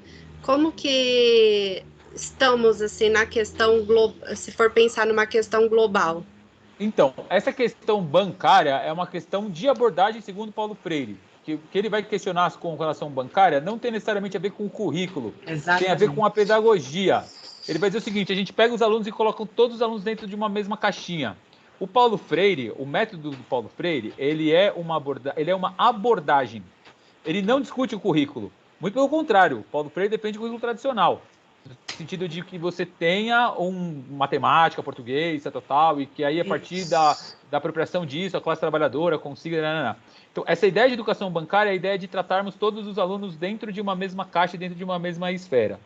Aí, se eu entendi, assim, eu acho que a pergunta que você faz é no sentido de como é que a gente, se a gente tem utilizado esses conteúdos, não é tradicionais, a expressão que você usou foi clássicos, né? Clássicos. Isso, dos clássicos, porque eu tô estudando para eu me autoeducar, porque eu vejo essa importância, né, nesse processo de estudo de pedagogia, eu percebi alguns hiatos dentro de mim, sabe? Que eu olho e falo assim, quando se tem uma matéria que eu vejo que eu preciso, eu como estudante, antes de ensinar para alguém, eu preciso ter uma estrutura mais sólida, né? E aí eu me deparei com a educação clássica, onde tem um currículo baseado nessas divisões, onde primeiro se tem um ensino de um trivium, depois vem para o quadrivium, sabe? E ao longo do tempo isso se perdeu a respeito das divisões, assim, da forma como traz no currículo. Tem uma professora chamada Marili Moreira, que ela faz uma ampla defesa, junto com um senhor chamado Michael Young, da defesa desses clássicos na educação. A questão isso tem que estar dentro da escola, isso tem que estar dentro da educação, até para que a partir daí se teça críticas ou se teça outros elementos. Então, independente da abordagem, você estudar os clássicos, e a gente parar para pensar que talvez com a reforma da BNCC e uma das brigas que a gente tem com relação à BNCC, e aí vai partir até mesmo dos estudiosos do currículo, é dizer, cara, você está qualificando esse aluno para o trabalho. E os clássicos? E aí a gente tem um vestibular, e no vestibular tem Machado de Assis. Mas, ao mesmo tempo, o Machado de Assis a gente fala que é muito complexo para um aluno do ensino médio aprender a ler. Então a gente vai tirar o Machado de Assis? O que a professora Marili e o professor Michael Young vão defender não, a gente não vai tirar o Machado de Assis, a gente vai colocar o Machado de Assis em um lugar que lhe seja pertinente, que faça sentido para aqueles alunos. Porque não dá para a gente chegar, o aluno do ensino fundamental 1 não leu nada, o aluno do ensino fundamental 2 não leu nada, aí quando ele chega no ensino médio primeiro ano ele também não leu nada, e aí quando ele chega no terceiro ano, toma aí memórias póstumas e leia, se aproprie desse clássico. Enquanto, se a gente enxerga o Machado de Assis como importante na literatura brasileira, se a gente enxerga o Machado de Assis como um cara relevante para você compreender o que é uma crítica social em um período dentro de um romance. Você precisa falar isso pro seu aluno. E não falar, ó, lê aí, sabe? Tipo, como é que... E aí Sim. entra a questão da abordagem. Saca? Porque eu, então, assim, eu me frustro como eu estudante, sabe? Porque eu ler um Tolkien, e sendo que ele escreveu um Hobbit para os filhos dele, e muitas da linguagem que está ali, eu precisar ter uma base para pesquisar, então eu olho e falo assim, pera lá, eram para crianças, então eu preciso, algo em mim precisa melhorar, né? E quando se tem essa chamada para mim, eu vejo que eu posso ampliar também para as outras pessoas. Com certeza. Não, e assim, e para as outras disciplinas, né? Você está falando no caso tipo da leitura, mas às vezes matemática, sabe? Uma coisa que para mim me pega muito como professor é, gente, você tirou essa prova aqui, vale 30% do valor da sua nota. Ah, não, professor, eu sou de humanas. Oi? Você é de humanas, você sabe fazer o cálculo de 30% de 10? Como é que é isso? Você é um ser humano, e um ser humano completo, com todas essas habilidades e capacidades, e tudo bem, a gente está dizendo, você não é. Ninguém está dizendo para você calcular a massa do. Sei lá, sabe, da bomba de Hiroshima. O que a gente está falando é tipo matemática simples. Ou mesmo acesso a esses clássicos da literatura. Estamos falando das 4 operações, sabe? Tipo, para partir daí você derivar para outros processos. Só que dentro do nosso currículo estava, e aí é uma crítica nossa com relação ao BNCC, e que tirou é justamente isso. Então, tipo, vamos deixar mais soft para os alunos, porque o que ele precisa saber são coisas elementares. E aí a professora Marili, ela vai brigar e vai dizer, não, a gente não pode deixar mais soft. A gente precisa que tenha dentro desse currículo, dentro dessa BNCC, uma formação que seja comum a todo mundo, porque isso vai fazer com que aumente a disparidade entre um aluno de uma escola pública e um aluno de uma escola particular muito cara. Porque esse aluno dessa escola particular muito cara, ele vai ter acesso a esses clássicos, ele vai ter acesso ao Machado, ele vai ter acesso... E mais, a professora Marili briga mais ainda, porque ela vai dizer o seguinte, no final das contas, quando você diminui essa distância, esse aqui também diminui. E aí você tem uma formação intelectual de uma elite precarizada, em que a galera, tipo, não conhece arte, não conhece literatura, não sabe matemática, não sabe... Saca? Tipo, entra numa especialização esquizofrênica e louca dentro dessa percepção. E aí, por que se critica tanto a abordagem tradicional? Porque já estava tudo isso dentro do nosso currículo. E foi transmitido, ou tentado transmitir, de forma tal. E nos parece que não deu certo. Estou falando para quem critica a abordagem tradicional, sabe? Nos parece que não deu certo. Então vamos tentar mudar. Mas aí a gente tenta mudar, mas vamos tentar mudar só um pouco, só no Fundi 1, porque depois tem um vestibular. Mas aí no vestibular, então, na hora que o bicho pega, a gente vai no tradicional, porque a gente sabe que 40% aprende, eu coloco esse 40% dentro da universidade e jogo o nome da minha escola na internet dizendo que ela quer a prova no Enem, e aí a gente tem um processo que fica todo comprometido, e aí o meu filho, que tem mais dificuldade e não aprendeu muito bem, eu falo que a culpa é do método. Saca? E eu tenho, além disso... A Sara tem além uma disso... pergunta. Ah, perdão. Pode? Mas, termina e depois a Sara fala. Pode falar. E uma das coisas, assim, do que eu vejo, a questão, assim, do papel dos responsáveis, dos tutores, das crianças, eles despejam tudo para os professores na questão da educação. Então, dentro desse currículo, existe algumas, assim, que isso, como eu estou pesquisando, existe algumas frentes onde chama esse pai para falar a respeito, assim, dar essa autonomia também para os pais, né, dessa parte de, olha, vocês precisam ser pais, né, porque quando você observa a questão que o Jorge trouxe a respeito das finanças, nós precisamos saber a respeito das finanças. E uma das partes que da questão da educação, ela não é somente na questão da escola, é o que se tem em casa, que é o que vai ser a questão assim do que vai ser na escola é reflexo do que é em casa. Então, como que tem algum currículo que envolva esses 3 pilares, escola, aluno e professores? Quando a gente está defendendo uma educação com um currículo que seja um currículo que tenha conteúdo. O Michael Young, ele vai escrever isso nos textos dele de maneira clara. Ele vai dizer o seguinte: o aluno procura a escola porque esse conteúdo que ele tem na escola ele não pode obter em casa.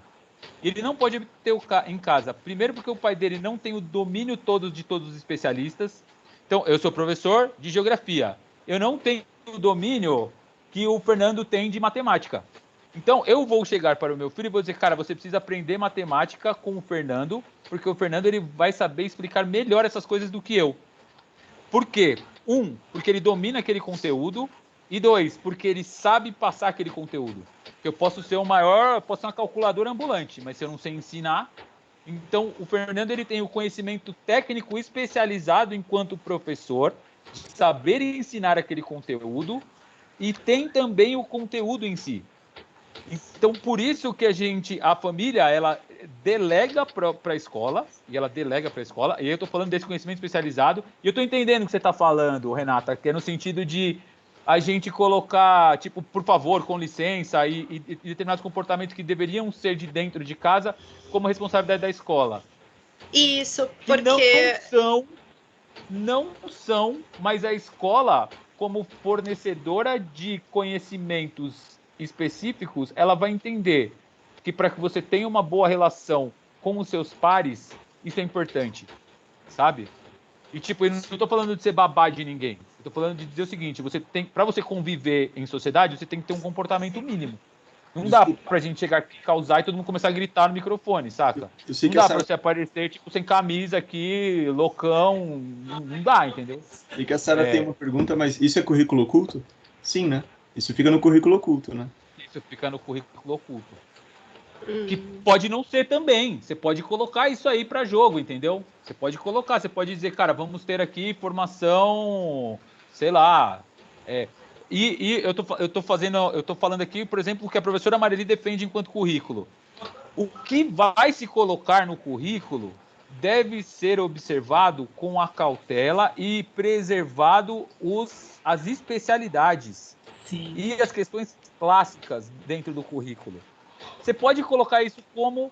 Então, estamos dizendo que não é importante você saber se comportar em público, saber fazer uma apresentação, saber falar, saber... Só que isso não pode ser o principal. Você não pode chegar saindo do terceiro ano do ensino médio, e eu não estou dizendo que isso acontece, até porque não acontece, no final das contas a galera não sabe nada, mas se você não pode sair do terceiro ano do ensino médio sabendo fazer uma apresentação maravilhosa, operar o computador de maneira linda, saber falar super bem, mas um discurso vazio de sentido e conteúdo. Essa eu acho que é a briga da professora nesse sentido. E isso, gente, isso não tem nada a ver com a abordagem, sabe? Exatamente. Isso é a relação com a abordagem. Isso é o conteúdo. Sara. Desculpa, Sara, falei muito. Fala Oi, aí. Professora, boa noite. Boa noite, professor. Eu tenho uma dúvida, que é uma contradição que me incomoda bastante. Eu não consigo ver lógica nessa questão do currículo, é uma dúvida que eu tenho e eu preciso da ajuda de vocês. Por que a gente precisa ter uma postura ousada, nos aprofundarmos em metodologias inovadoras, projetos multiculturais para o ambiente escolar infantil? Nós precisamos ser criativos e nós somos cobrados para desenvolver isso em sala de aula, enquanto no ensino superior, o currículo, a abordagem é a tradicional, né? Então, nós, como pedagogos, preparamos o cidadão para viver e interagir criticamente em sociedade, ser um cidadão reflexivo, mas a gente também não deixa esses alunos depois crescidos, mal acostumados e despreparados para a vida acadêmica. Como que eu entendo essa contradição de currículo? Para mim não parece lógico. Eu acho que são duas coisas aí, né? Eu acho que a primeira coisa é a gente pensar no professor da educação infantil, e você tem um problema, principalmente com relação à educação infantil, é que você não tem aluno, você tem cliente. E essa relação de cliente ela é muito complicada, né? Porque aí, realmente, quando você tem cliente, você precisa ser criativo, inovador, sei lá, Samsung, você precisa ser a Nike, sabe? Fazer, tipo, just do it, uma coisa assim bem maravilhosa para encantar os pais E aí você tem um cenário onde você tem, por exemplo, professor, professora fazendo, tipo, mostra cultural com trabalhos que foi os professores mesmos que fizeram, sabe? Isso me parece um contrassenso e me parece que não tem nada a ver com você ser criativo e você propor outros métodos para o seu aluno. E você pode ser um cidadão crítico significa você parar para pensar nas coisas que você faz, que aí eu acho que está desvinculado dessa ideia, né? Porque a ideia de sermos professores ousados e criativos e pensarmos e sermos atuantes nos deveria, inclusive, dar a possibilidade de dizer, gente, isso aqui não dá certo. E aí eu vou te dizer, dá por isso, isso. E você diz, não dá por isso, isso. Mas isso. E a gente discutir e a gente ser capaz de construir aquilo que a gente quer. Isso deveria estar dentro de um cidadão crítico. Mas na prática, manda quem pode, obedece quem tem juízo, e a gente sabe disso. Então, é um contrassenso, sim, mas isso não nos impede de dizermos que quando nós formamos e quando nós pretendemos formar um cidadão crítico, é a pessoa que seja capaz de pensar e fazer julgamentos sobre todas as coisas. Você acorda, você pega o ônibus, você vai ao trabalho, e aí você vai lá e você é caixa do supermercado. Eu falo caixa de supermercado porque, cara, é uma função que ainda está aí, que é bastante mecânica, né? Tipo, você passa a gente está no processo de desindustrialização, podemos pegar até um funcionário de uma fábrica e o cara vai separar os celulares. Jorge, o que tem de senso crítico nisso? Cara, a questão é quando esse cara sair dali, ele vai pensar o que ele está fazendo e mais. Ele vai para o teatro, ele vai para o cinema, ele vai ler um livro, ele vai pensar nessas grandes questões, ele vai pensar o que ele está fazendo aqui, saca? Ele vai entender quais são... eu preciso trabalhar porque eu preciso sustentar minha família e é isso, então vou ficar aqui por um tempo. Ou seja, não viver no automatizado, que é o que a gente tem hoje. A galera, tipo, acorda, faz essa mesma coisa, só que aí no fim de semana ou vai para o boteco ou vai para a igreja. São as duas opções que a gente tem. Por falta de opção, e 2, porque a gente não é capaz de ser crítico e de pararmos para pensar o que nós estamos fazendo ali, o que a gente quer naquele lugar. E não necessariamente, e quando a gente defende uma questão de se tornar um cidadão crítico, não é crítica pela crítica, sabe? Tipo, não concordo, então é isso aí, vou ficar dormindo o dia inteiro porque ponto final. Não, é você parar para pensar, cara, se eu ficar dormindo o dia inteiro, eu não recebo salário. Se eu não recebo salário, eu não consigo nem ter a cama para ficar dormindo, então eu preciso fazer escolha, sabe? E agora tem mais uma coisa, Sara. Não sei se eu entendi totalmente a sua pergunta, mas eu também não sei se eu respondi assim. Na educação infantil, você vai ter uma finalidade educativa, né? O que é que você quer fazer com esses alunos? Então, na educação infantil, nós não vamos ficar preocupados com o conteúdo para os alunos, nós vamos ficar preocupados com aquilo que a criança necessita desenvolver, que é a capacidade de socializar, de ouvir o outro, de conhecer o seu próprio corpo, de se conhecer. E esse é o grande objetivo da educação infantil. Aí, à medida que você vai entrando nas outras idades, você vai mudando as abordagens, né? O conteúdo precisa estar disciplinado, precisa estar discriminado, mas as abordagens vão mudando de acordo com as faixas etárias. Então, uma coisa é o que a gente vai querer, uma coisa é você desenvolver a criatividade no ensino superior, né? Para vocês que são alunos de pedagogia, o que seria desenvolver a criatividade? É desenvolver o pensamento crítico, como está colocando o Jorge, é desenvolver alternativas a possibilidade de enxergar diferentes alternativas para os problemas que a gente tem, mas não alternativas criativas no sentido de arte, mas no sentido de pensar. Agora, uma coisa é eu fazer isso no ensino superior, outra coisa é eu fazer isso com quinta ou oitava série, com o ensino médio.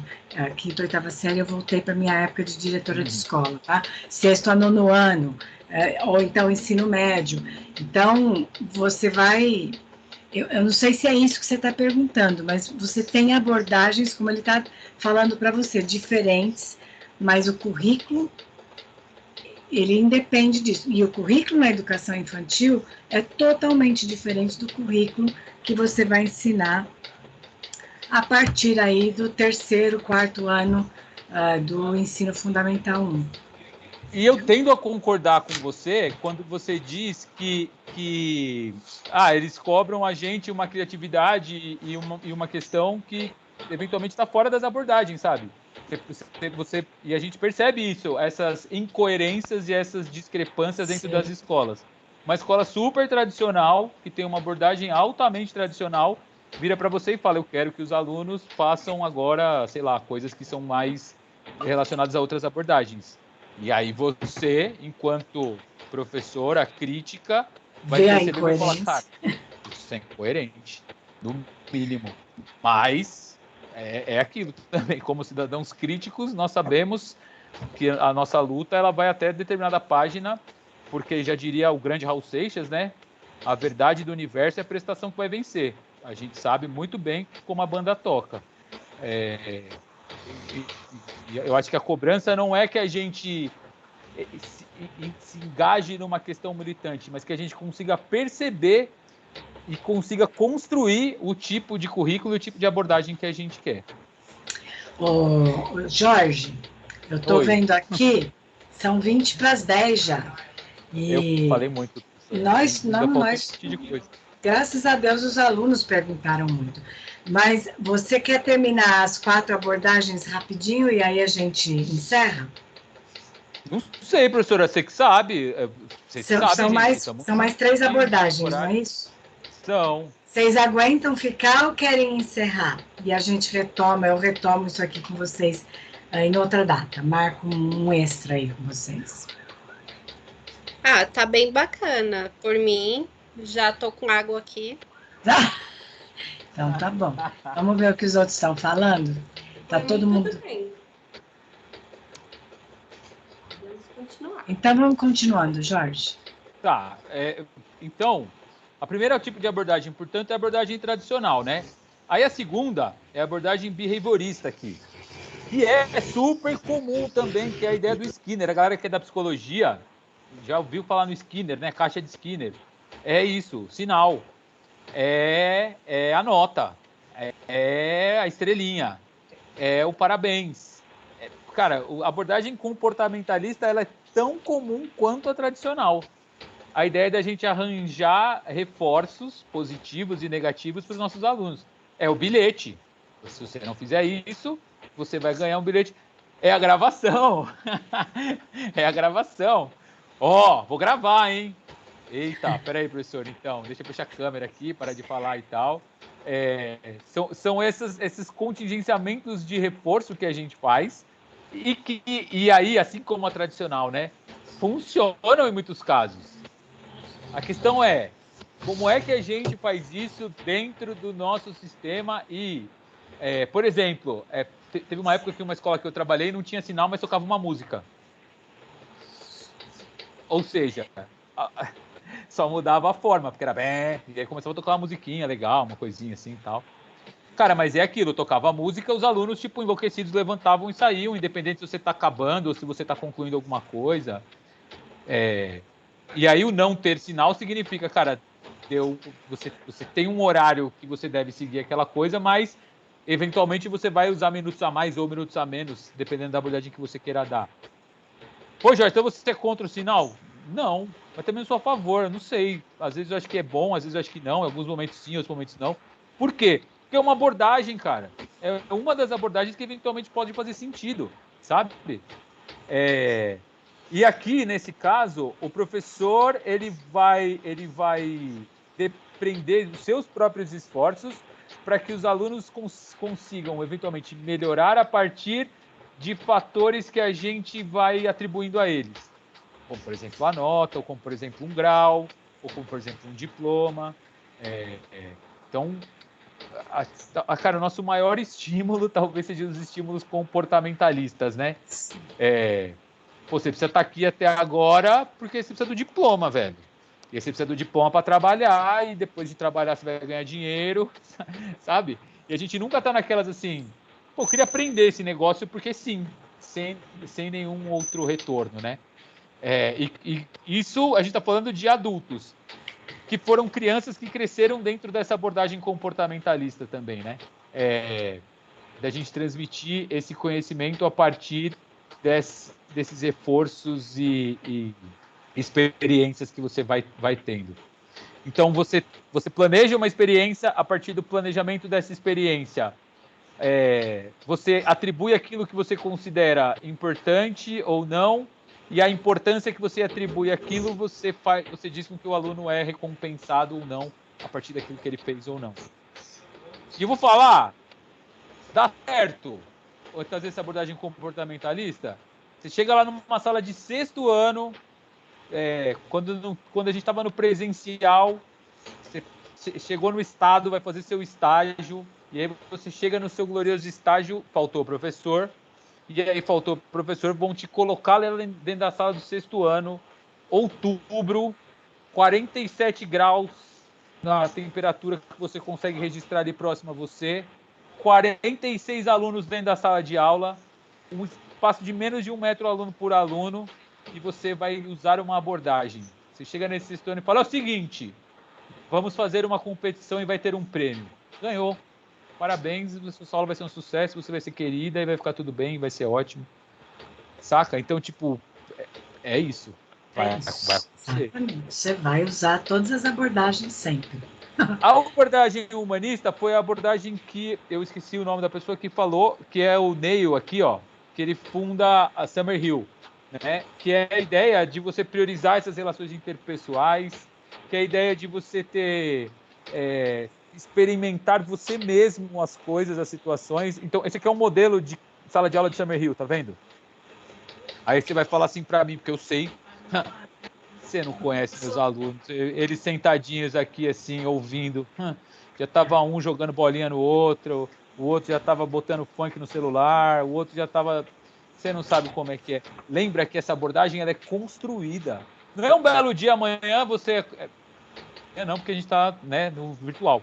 Mas não é você chegar, voltou presencial, a partir de hoje sou um professor humanista. Vou utilizar essa abordagem, vou sair andando pela cidade com os meus alunos e vai ser sucesso. Não vai, essa abordagem ela é construída, ela precisa ter uma discussão que a ampare, sabe?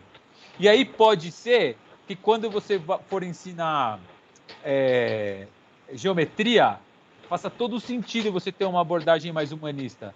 Do cara perceber, ele calcular uma área de um determinado espaço, ele conseguir perceber como é que o prédio é erguido, saca? Tipo, e aí isso começa a fazer sentido, só que eu tenho um conhecimento que ampara essa minha abordagem. Mas essa ideia do Neil é a ideia de que se você experimenta, você conhece. Você não consegue conhecer aquilo que você não experimenta. Isso é a abordagem dele, não é a abordagem que os tradicionalistas vão concordar, não é a abordagem que o Skinner vai concordar, é uma outra abordagem. E aí as experiências da Ponte de Summerhill são experiências que têm essa abordagem mais humanista. Você tem uma escola em São Paulo, no Brasil, na verdade, que ela tenta uma abordagem mais humanista, que é o Waldorf. O modelo do Waldorf. Ela tenta ser mais humanista, tenta utilizar esse repertório próprio, ela tenta que o aluno observe a partir das contingências que são trazidas para ele mesmo, quais são as necessidades de aprendizagem que ele tem diante daquilo que lhe é exposto. Uma outra abordagem. A abordagem que aí, tipo, é a mais... Eu não sei como é que tá hoje, mas ela já foi muito famosa, assim, principalmente na educação infantil, que era lá o socio-interacionismo, né?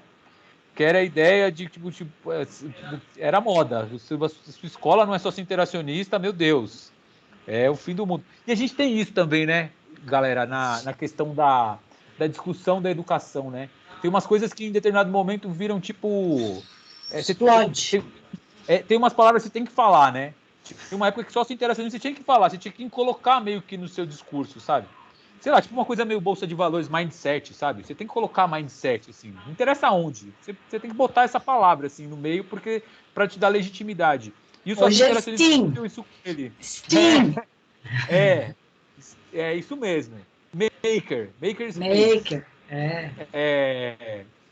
E imagina, se a escola não tem Makerspace, como assim não tem Makerspace? O aluno vai, tipo, uma vez por ano no Makerspace, mas tem o Makerspace. Mas o que eu quero dizer com isso, com esse modismo, acabou se invalidando um modelo que é um modelo bastante interessante para muitos casos, que é a ideia de você criar uma interdependência de afetividade, ou seja, daquilo que você está oferecendo para o seu aluno e daquilo como o seu aluno enxerga aquilo que você está ensinando com aquilo que ele vai aprender. Então, a partir do momento que ele gosta de determinada coisa, e aí quando eu estou dizendo que ele gosta de determinada coisa, assim, eu não gosto disso, ponto final, não vou fazer. Não, é você estimular no seu aluno cara, isso aqui é legal por causa disso, disso e disso. Eu sempre brinco com os meus alunos. Jorge, aula de física. Eu falei, cara, desculpa, você não pode gostar de geografia e não gostar de física, não faz nenhum sentido na minha cabeça isso. Mas por quê? Eu falei, como é que você vai entender de relevo se você não sabe física? Como é que você vai entender de clima se você não sabe física? Mas é diferente, então. Aí o diferente é que entraria essa abordagem cognitivista ou socio-interacionista. A partir de um despertar que você deu em um cara que gosta de clima, por exemplo, você vai fazer uma abordagem de física e vai trazer esse conteúdo, vai trazer esse objeto que seria a física a partir dessa situação. Então, hoje seria o clima, amanhã seria... como é que ele joga futebol e não gosta de física? Não faz sentido. Professor, por gentileza. Oi, fala aí. Eu dei um exemplo em sala de aula. Eu entrei como professor substituto no ensino médio. Uma menina pegou e falou assim, mas eu quero ser psicóloga. E aí eu tive que dar o exemplo de um psicólogo chamado Durkheim, que ele estudou 4 tipos de suicidas, né? O porquê que eles se matavam e tudo mais. E aí eu falei, então... Ele fez uma pesquisa, blá, blá, blá, teve que fazer uma curva gaussiana para... Enfim, corri para matemática para explicar por que você psicólogo... aí, ó. Ó você, piagetiano, sócio-interacionista. E teve um outro caso, foi uma menina que queria fazer direito. O que eu vou usar física no direito? Então, você manja de leis? Você sabe as leis de trânsito? Se você não manja de física, você não sabe de lei de trânsito, porque você não vai saber como que vai ser a aceleração, você não vai entender como fazer um airbag com segurança, não vai colocar uma lei, enfim. Isso é... Você já assistiu o CSI? Sim, isso é sócio-interacionismo. Tá, obrigado. Isso. Obrigado, só para eu acabar na minha cabeça, obrigado. Você utilizou uma abordagem cognitivista, você utilizou uma abordagem sócio-interacionista. Porque num dia você partiu da sua explicação da aluna de direito, no outro dia você partiu para a sua explicação da aluna de psicologia. Isso. Saca? Então você vai criando essa interação. É porque muitas vezes a gente fica preso às expressões, né? Então, interação sujeito-objeto, mas é tão simples quanto isso. É tão simples quanto você oferecer essa afetividade. Então, isso, você quer ser advogado? Porque normalmente a gente parte de uma lógica comportamentalista. Você quer ser advogado? Você precisa passar no vestibular. Então, cala a boca e aprende matemática aí, que é isso aí. Sabe? E não de uma abordagem... A diferença dessa para cognitivista espera um pouquinho, mesmo dentro do direito, você vai utilizar modelos e elementos que façam sentido. E aí a gente vai partir depois para o nível 2, que é o que eu tenho dentro do currículo que é importante e comum para o advogado, para o engenheiro, para o médico, para o youtuber, para o jogador de futebol. Aí é um nível 2. Mas é isso mesmo. Isso é sócio-interacionismo, isso é Piaget, cara. É Piaget, é Ausubel, aprendizagem significativa, que a gente fala tanto, tem que partir do contexto do aluno. A BNCC pega e fica no contexto do aluno. Vamos, então, você que é psicólogo, então vamos só discutir os assuntos da psicologia. Não, eu parto dali para trazer para onde eu quero. Essa é a aprendizagem significativa. E não significa dizer, não, você não vai ser psicólogo, você não vai ter que saber todas as coisas, sabe? Não, legal, tamo junto, o seu sonho é maravilhoso, isso aí, vai em frente, e aí você precisa saber todas as outras coisas, né? Então a ideia é de se formar enquanto indivíduo nisso, né? Porque na real, e na real a gente percebe que sim, né? Existe uma relação entre as coisas que a gente gosta, né? E a gente formar essas afinidades com as coisas que a gente gosta. Quando a gente pega... Cara, esse fenômeno do YouTube, né? Você quer aprender qualquer coisa, tá tudo lá. Ou seja, as pessoas se interessam por aprender as coisas. Como é que a gente faz isso? Essa é uma abordagem cognitivista. Jorge, Você acha isso, por fim, 10 horas. Por fim, desculpa. Por fim, isso aqui, gente, eu sempre boto a fotinha dele aqui, ó, nosso glorioso Paulo Freire aqui. Coitado, tá apanhando tanto ultimamente. A pior coisa que tem é você apanhar por aquilo que você não fez. Porque quando você apanha por aquilo que você fez, você fala, realmente, pô, eu fiz e tô aí, né, e bola pra frente. A questão é, ele apanha por aquilo que ele não fez. E essa abordagem sociocultural do Paulo Freire é a ideia de você utilizar grupos sociais que tenham uma visão de mundo e a partir dessa visão de mundo você conseguir levar para ela esses diversos conteúdos. Então, esse aqui é o método Paulo Freire, né? Então, você vai utilizar elementos da construção social, então você vai dar significado à palavra povo. Então, o que significa povo? Né? Nós somos do povo. O que significa fazer parte do povo? Então, o professor deve ser capaz de levar por trás esse cognoscente povo para os alunos e ele vai fazer isso a partir de, olha aqui, ó, método silábico aqui, ó, pá, pé, pi, pó, pu, vá, vé, vi, vó, vu. Então, ele vai utilizar de elementos que são tradicionais pra caramba, como, por exemplo, saber ler e escrever através de um método silábico, mas que o significado daquelas palavras façam sentido para aquele grupo que está ali representado. Então, se você vai pegar, se você for trabalhar com adultos da classe trabalhadora, você vai oferecer para esses adultos, vai dar significado a palavras que eles já conhecem. E a partir dessas palavras que eles já conhecem, o significado que eles têm dessas palavras, eles conseguem aprender outras palavras. Não significa um currículo, não significa, enfim, qualquer outra coisa que não esteja fora desse método. E ele propõe uma emancipação através do conhecimento da classe trabalhadora. Essa é a perspectiva dele. Ele tem uma perspectiva também que essa emancipação ela se dê através de um processo de solidariedade, de um processo... Eu brinco, a professora até me corneta, mas eu falo que ele tem até uma coisa meio cristã, assim, o Paulo Freire. Eu não sou cristão, mas, tipo, tem uma galera que é cristã e ele tem uma coisa, assim, tipo, de acreditar, sabe, de hermanamento, que não está relacionado à vida mundana, sabe? Tipo, que ele era um católico praticante, ele tinha... Exatamente. E ele vai utilizar especificamente para determinados grupos, evitando padronizações, mas elementos daquele grupo para ensinar. Seja, sei lá, vai ensinar para costureiros, vai ensinar para pedreiros, vai ensinar para crianças. Você tem que utilizar elementos, crianças que têm dinheiro, crianças pobres, você vai utilizar elementos desses grupos para fazer com que elas ascendam no sentido de conhecer, e esse conhecimento deve estar vindo junto de uma libertação das suas opressões, no sentido de você deve olhar o outro com empatia, olhar o outro com respeito, com consideração e tudo mais. Bom, é isso. Acho que depois, professor, você discute Paulo Freire com o pessoal aí. Não, tranquilo.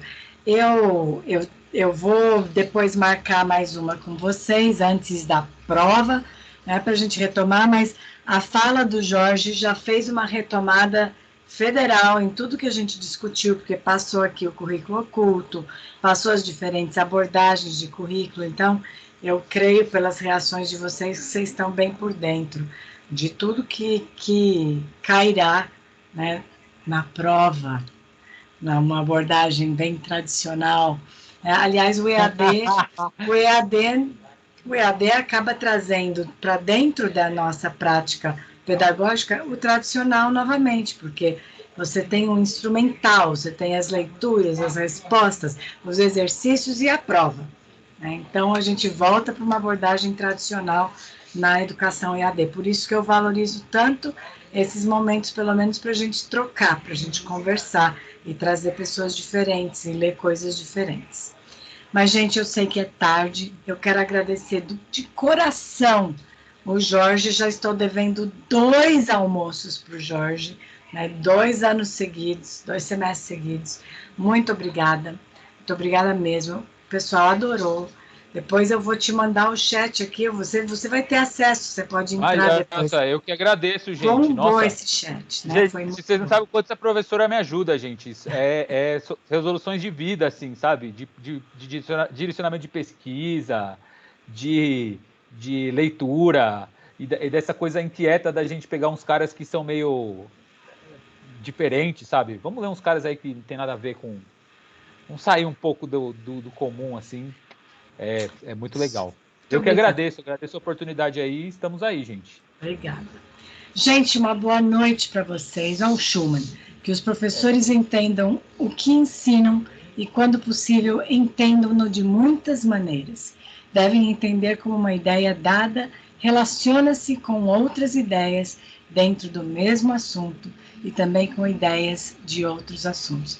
Isso é essencial, é lindo isso, né? É muito bom. É Maria da Graça Mizukami que te traz Schumann na vida, né? A professora... Eu nunca fui aluno da professora Mizukami, eu já falei isso, né? Mas o livro dela, assim, tem uma importância muito grande, assim, na minha trajetória, porque ter o acesso... O livro dela é de 86, né? E ela coloca as coisas e você fala, nossa, parece que ela fez ontem a pesquisa, assim. Exatamente. E é uma maneira como ela escreve, né? Uma maneira bem... É fácil de comunicar, né? É fácil. Gente, uma boa noite para vocês. Muito obrigada pela presença de vocês até aqui, até essa hora, viu? Vocês são uns lindos. Valeu, gente. Estão te agradecendo aqui, viu, Jorge? Estão te agradecendo. Eu que agradeço, gente. Obrigadão. Valeu. Qualquer coisa, estamos aí. Vamos construir junto. Esse acho que é o plano, né? Da gente pensar e discutir, brigar ou não. Mas é isso, essa é a ideia. Obrigado. Tchauzinho. Boa noite, gente. Tchau. Boa noite. Obrigado. Valeu, obrigado. Tchau. Deixa eu fechar esse. Jorge, depois eu te mando a gravação. Tá para você ter também